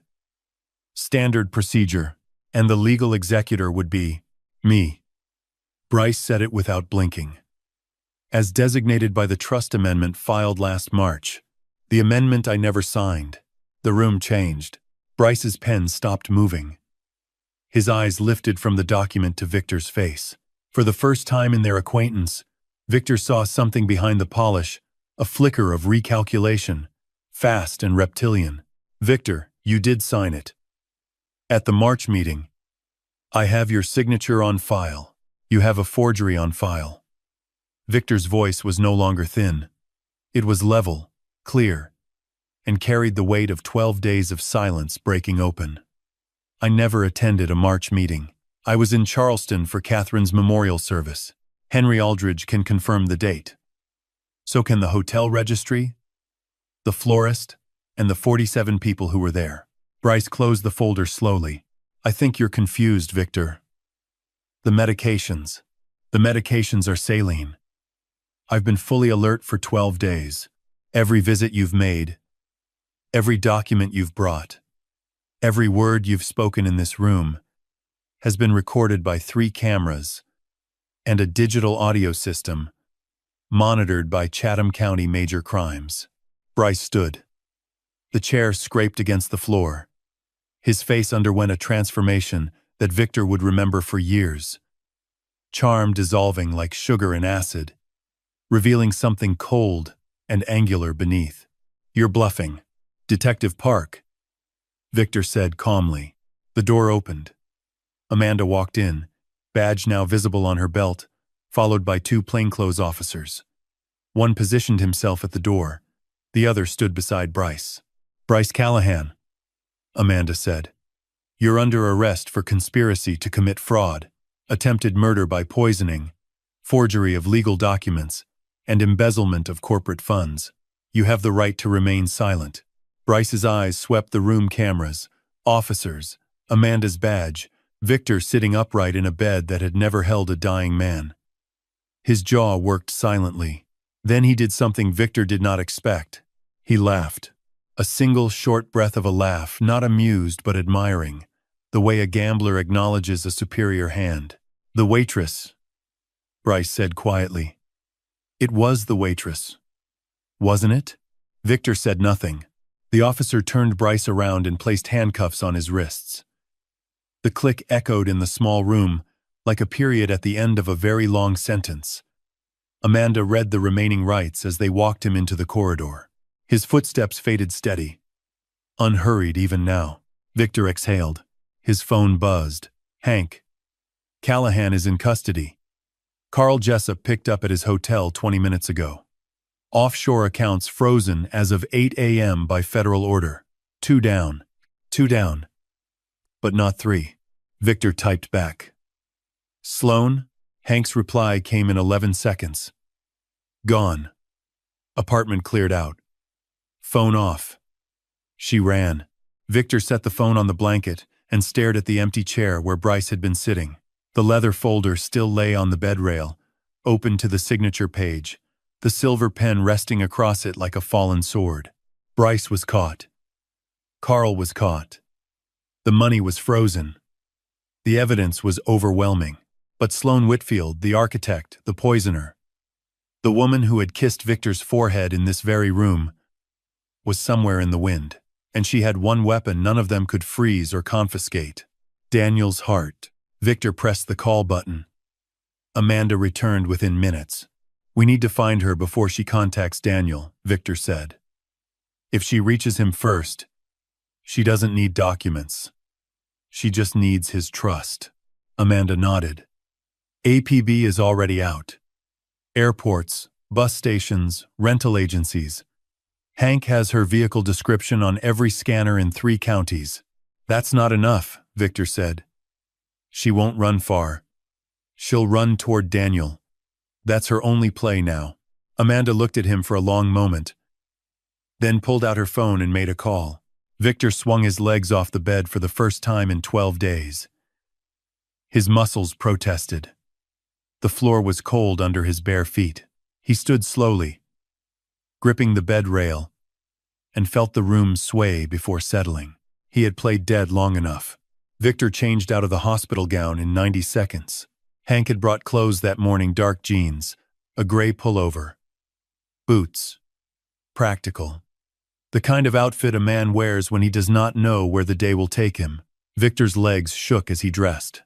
12 days of lying still had thinned his muscles, and the warfarin damage from months of poisoning still lingered in his joints like rust in old hinges. He did not care. His son was unprotected. Amanda Park drove. Unmarked sedan, scanner crackling on the dashboard. Morning traffic parting around them like water around a stone. Hank sat in the back, phone pressed to his ear, coordinating with 3 separate teams. Her car was spotted on I-16 westbound at 8:42. Hank reported. White Audi. Georgia plates. She exited at Pooler. Her mother lives in Pooler, Victor said. She's not going to her mother. She turned south on Route 17. Toward Tybee. Toward Daniel. Victor felt the math collapse into a single line. Sloan had not run away. She had run toward the only asset she had left. A 29-year-old man who still believed she loved him, who did not know about the poison or the forged documents or the offshore accounts or the silver pen that had waited 12 days for a dying man's signature. Has anyone contacted Daniel? Victor asked. Thomas is with him at the River Street Cafe, Amanda said. I told Thomas to keep him there, but I didn't explain why. If Daniel gets a call from Sloan before we reach him, he'll go to her, Victor finished. He'll go to her and she'll convince him this is a misunderstanding. She's had 18 months to build his trust. We've had 12 days. Amanda pressed the accelerator. At 9:31, Victor's phone lit up. Daniel calling. Victor answered. Son. Dad. What's going on? Thomas won't let me leave the cafe. He says something happened at the hospital. Are you okay? The nurse said you checked out. Daniel, listen to me. I'm fine. I'm healthy. I'll explain everything. But right now I need you to stay with Thomas. Do not leave that cafe. Do not answer calls from anyone except me. Dad, you're scaring me. Good. Stay scared. Stay with Thomas. I'm coming to you. He hung up before Daniel could argue. The sedan crossed the Tybee Island Bridge at 60 miles per hour. Marsh grass blurred on both sides. The morning sky was cloudless, bright, indifferent. The kind of sky that does not care what happens beneath it. Hank's phone buzzed. He listened for 10 seconds, then spoke. Sloan's Audi is parked outside the Tybee rental house. She went inside 7 minutes ago. She's packing, or planting a story, Amanda said. How far are we? Victor asked. 4 minutes. They arrived at the white clapboard house at 9:47. Blue shutters. Wind chimes. The same porch where Victor had walked 12 days ago, carrying a sterile vial in his jacket. Sloan's white Audi sat in the driveway, trunk open, 2 suitcases already loaded. Amanda called for backup. 2 patrol units, ETA 6 minutes. We don't wait, Victor said. Mr. Manning. She is in that house collecting whatever she needs to disappear. If she reaches Daniel by phone before we stop her, she will twist every piece of evidence into a story about a paranoid old man persecuting his son's girlfriend. I have watched her operate for months. She does not need documents. She needs 5 minutes. And a telephone. Amanda studied his face. Then she opened her door. They approached the house from 3 sides. Amanda at the front. Hank circling to the back porch, Victor standing on the walkway between the Audi and the front steps. His position was deliberate. He was not a police officer. He could not make an arrest, but he could stand in the path of the woman who had poisoned him and let her see that he was alive, upright, and unbroken. The front door opened. Sloan stepped onto the porch carrying a leather bag and a phone pressed to her ear. She was mid-sentence. Daniel. Baby, listen to me. Your father is not well. He's been... She saw Victor. The phone stayed at her ear, but her mouth stopped moving. For 3 full seconds, she stood frozen on the porch cream blouse, hair pulled back, sunglasses pushed up on her head. The wind chimes rang once behind her. "Hang up the phone, Sloane," Victor said. Her eyes moved from Victor to Amanda's badge to Hank emerging from the side of the house. The calculation was visible, rapid, practiced, searching for an exit that did not exist. She lowered the phone slowly. From the speaker, Daniel's voice. "Sloane? Sloane? What's happening?" Victor stepped forward and spoke loudly enough for his son to hear. "Daniel, it's Dad. I'm standing in front of Sloane right now. I am not sick. I was never dying. Everything I'm about to tell you is the truth, and I have the evidence to prove every word." Silence from the phone. Sloane's composure cracked. Not dramatically, not tears, not screaming. A fracture. The mask shifted half an inch, and behind it Victor saw what he had always suspected. Not evil in the theatrical sense, but something emptier. A person who had learned to simulate love so perfectly that she had forgotten or never known what the real thing felt like. "You don't understand what I came from," Sloane said quietly. Her voice was steady but stripped of performance. "You don't know what it's like to lose everything and have no one." "You're right," Victor said. "I don't. But you tried to kill me. You poisoned my food for 3 months. You forged documents to steal my son's inheritance. And right now, you're on the phone trying to convince him that I'm the villain." Amanda stepped onto the porch. "Sloane Whitfield, you're under arrest for attempted murder, conspiracy to commit fraud, forgery, and embezzlement." Sloane did not resist. She set the phone on the porch railing, placed her hands behind her back, and let Amanda apply the handcuffs. Her face was blank, not defeated, not defiant. Finished. Victor picked up the phone. "Daniel." His son's breathing was ragged. "Dad, what is happening? Come to the house. Thomas will drive you. I'll be here. And son, bring the evidence folder. The one I gave you 2 weeks ago. The one you never opened." A long pause. Then, very quietly, "Okay." Victor hung up and sat down on the porch steps. His legs had finally given out, not from illness, but from the weight of everything that had just ended, and everything that was about to begin. The wind chimes sang. The marsh stretched silver under the morning sun.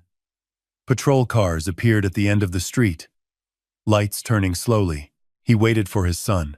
Daniel arrived at 10:34. Thomas's truck pulled into the gravel driveway and stopped behind the patrol cars. The engine cut.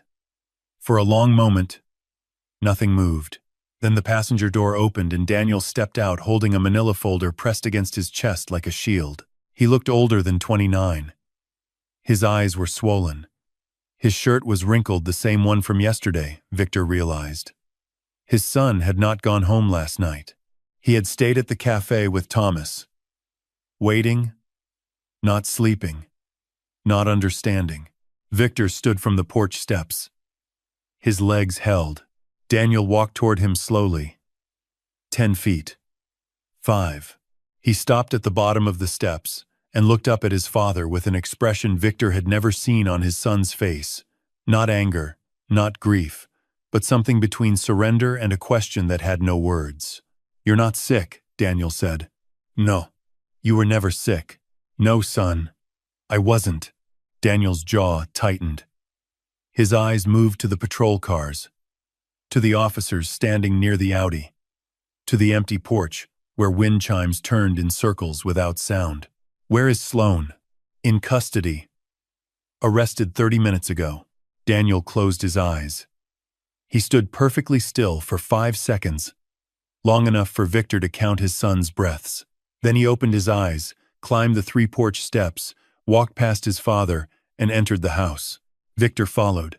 The dining room table still held the remnants of Sloane's packing an open jewelry box, a stack of papers, a phone charger coiled like a small snake. Daniel sat in the chair at the head of the table. The same chair where Victor had refused to drink orange juice 12 days ago, and placed the manila folder flat in front of him. He did not open it. "Tell me," Daniel said.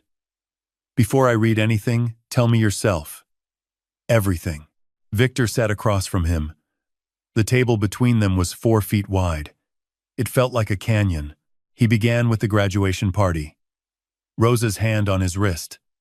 The storage corridor. Sloane's voice saying, "The old man needs to step aside." He described the smoothie's warfarin. 3 months. Doses calibrated to mimic natural heart failure. He explained the forged trust amendment, the disbarment Bryce had hidden, the $350,000 siphoned through shell companies. He recounted the Friday dinner where Sloane had served risotto with the same steady hands that had been poisoning his morning drinks. He described the brunch orange juice laced with warfarin at 9 times therapeutic dose plus potassium chloride. 1 glass. Cardiac arrest within 12 hours. Daniel listened without interrupting. His hands lay flat on the table. His breathing was controlled, the deliberate control of a man holding himself together through architecture, through structure, through the refusal to collapse. Victor continued. The staged collapse at the Civic Center. The 12 days in room 412. The saline 4. The calibrated monitors. The cameras hidden in the smoke detector and television mount. Sloane's visit with white lilies and Catherine's name on her lips. Bryce's leather folder and silver pen. The arrest that morning. Carl Jessup in custody. Offshore accounts frozen. When Victor finished, the room was silent. Morning light fell across the table in long rectangles.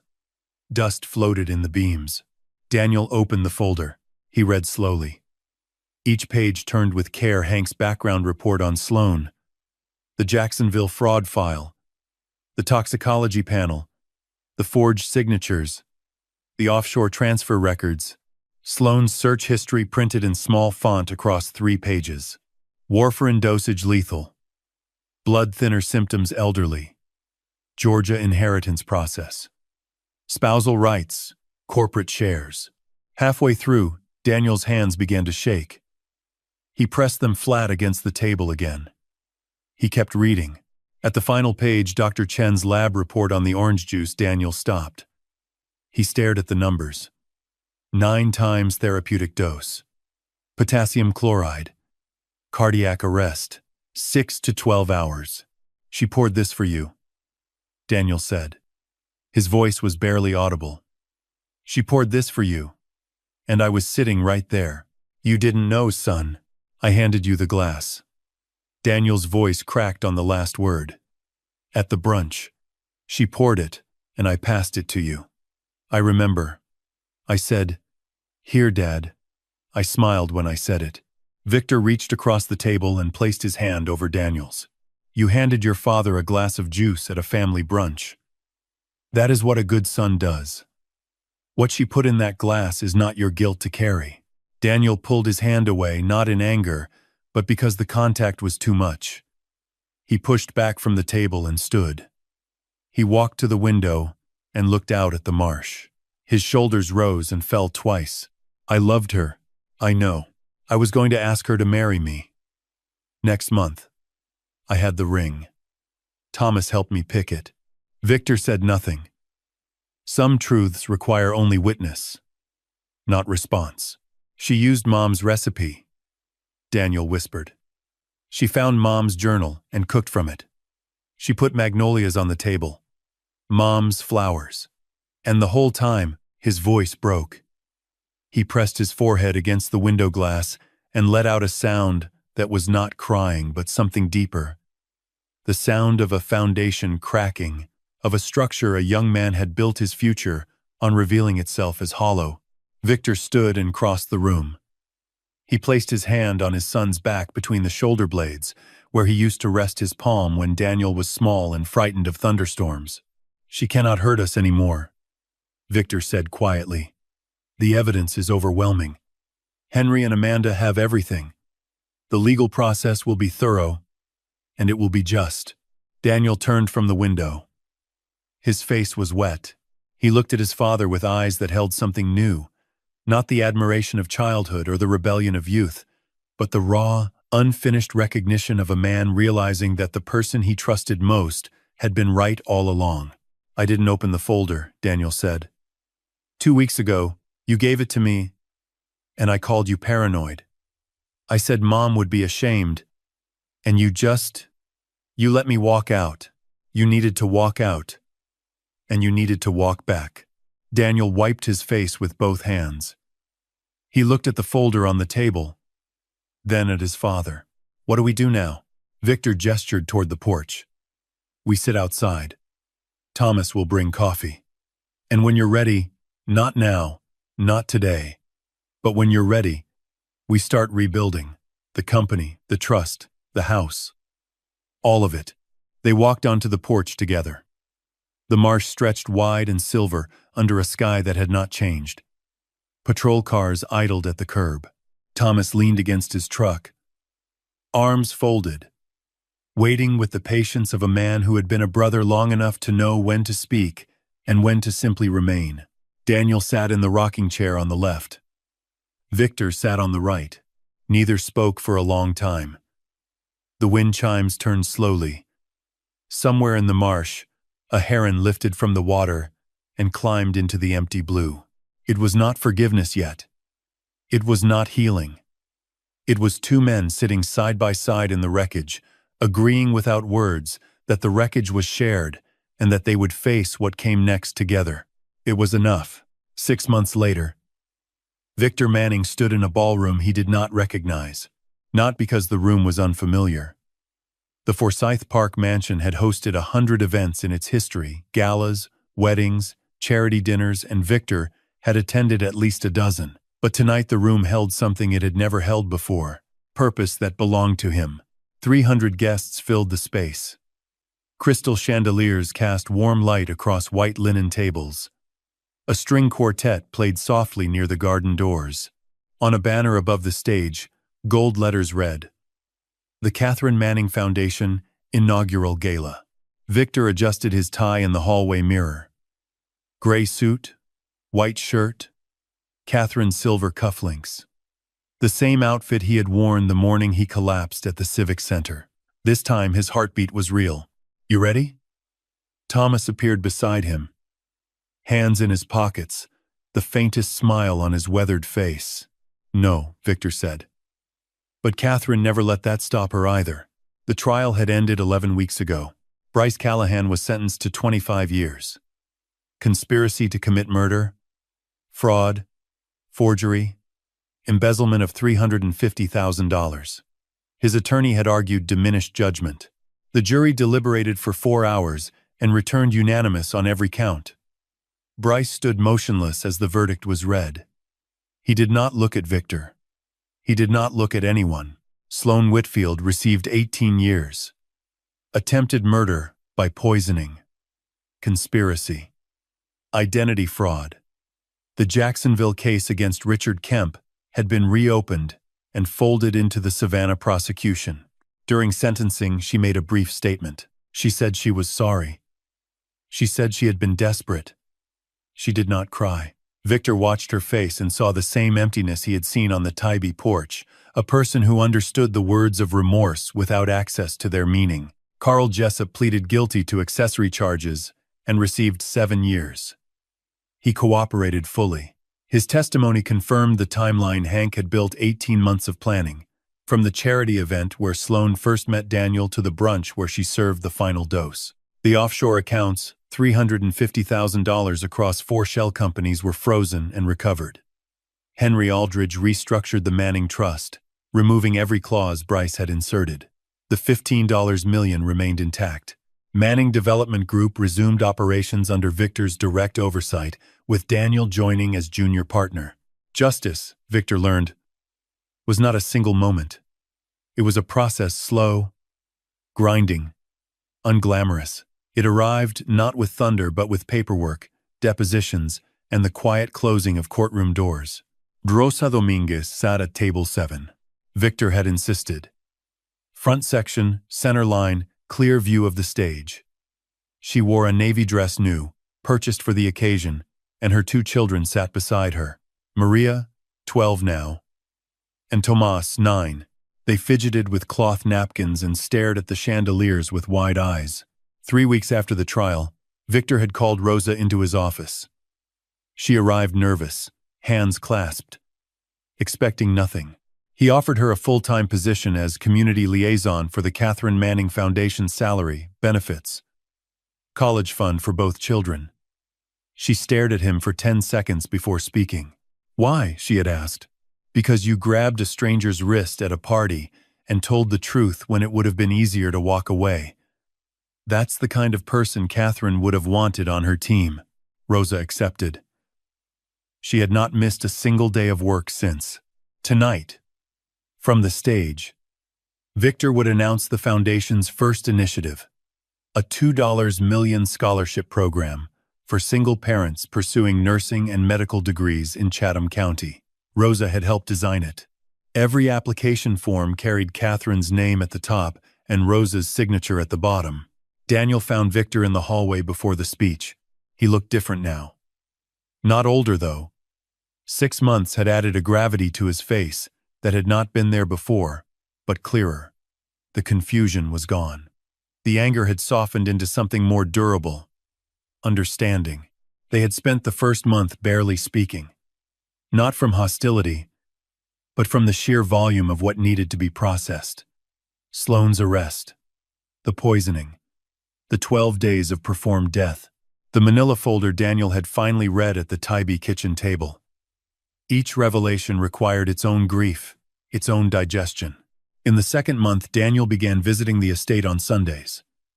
He brought takeout. They ate in the kitchen without ceremony. Conversation was sparse work, weather, Thomas's boat, but the presence was steady. A son returning. One meal at a time. By the 4th month, Daniel asked Victor to teach him Catherine's recipes.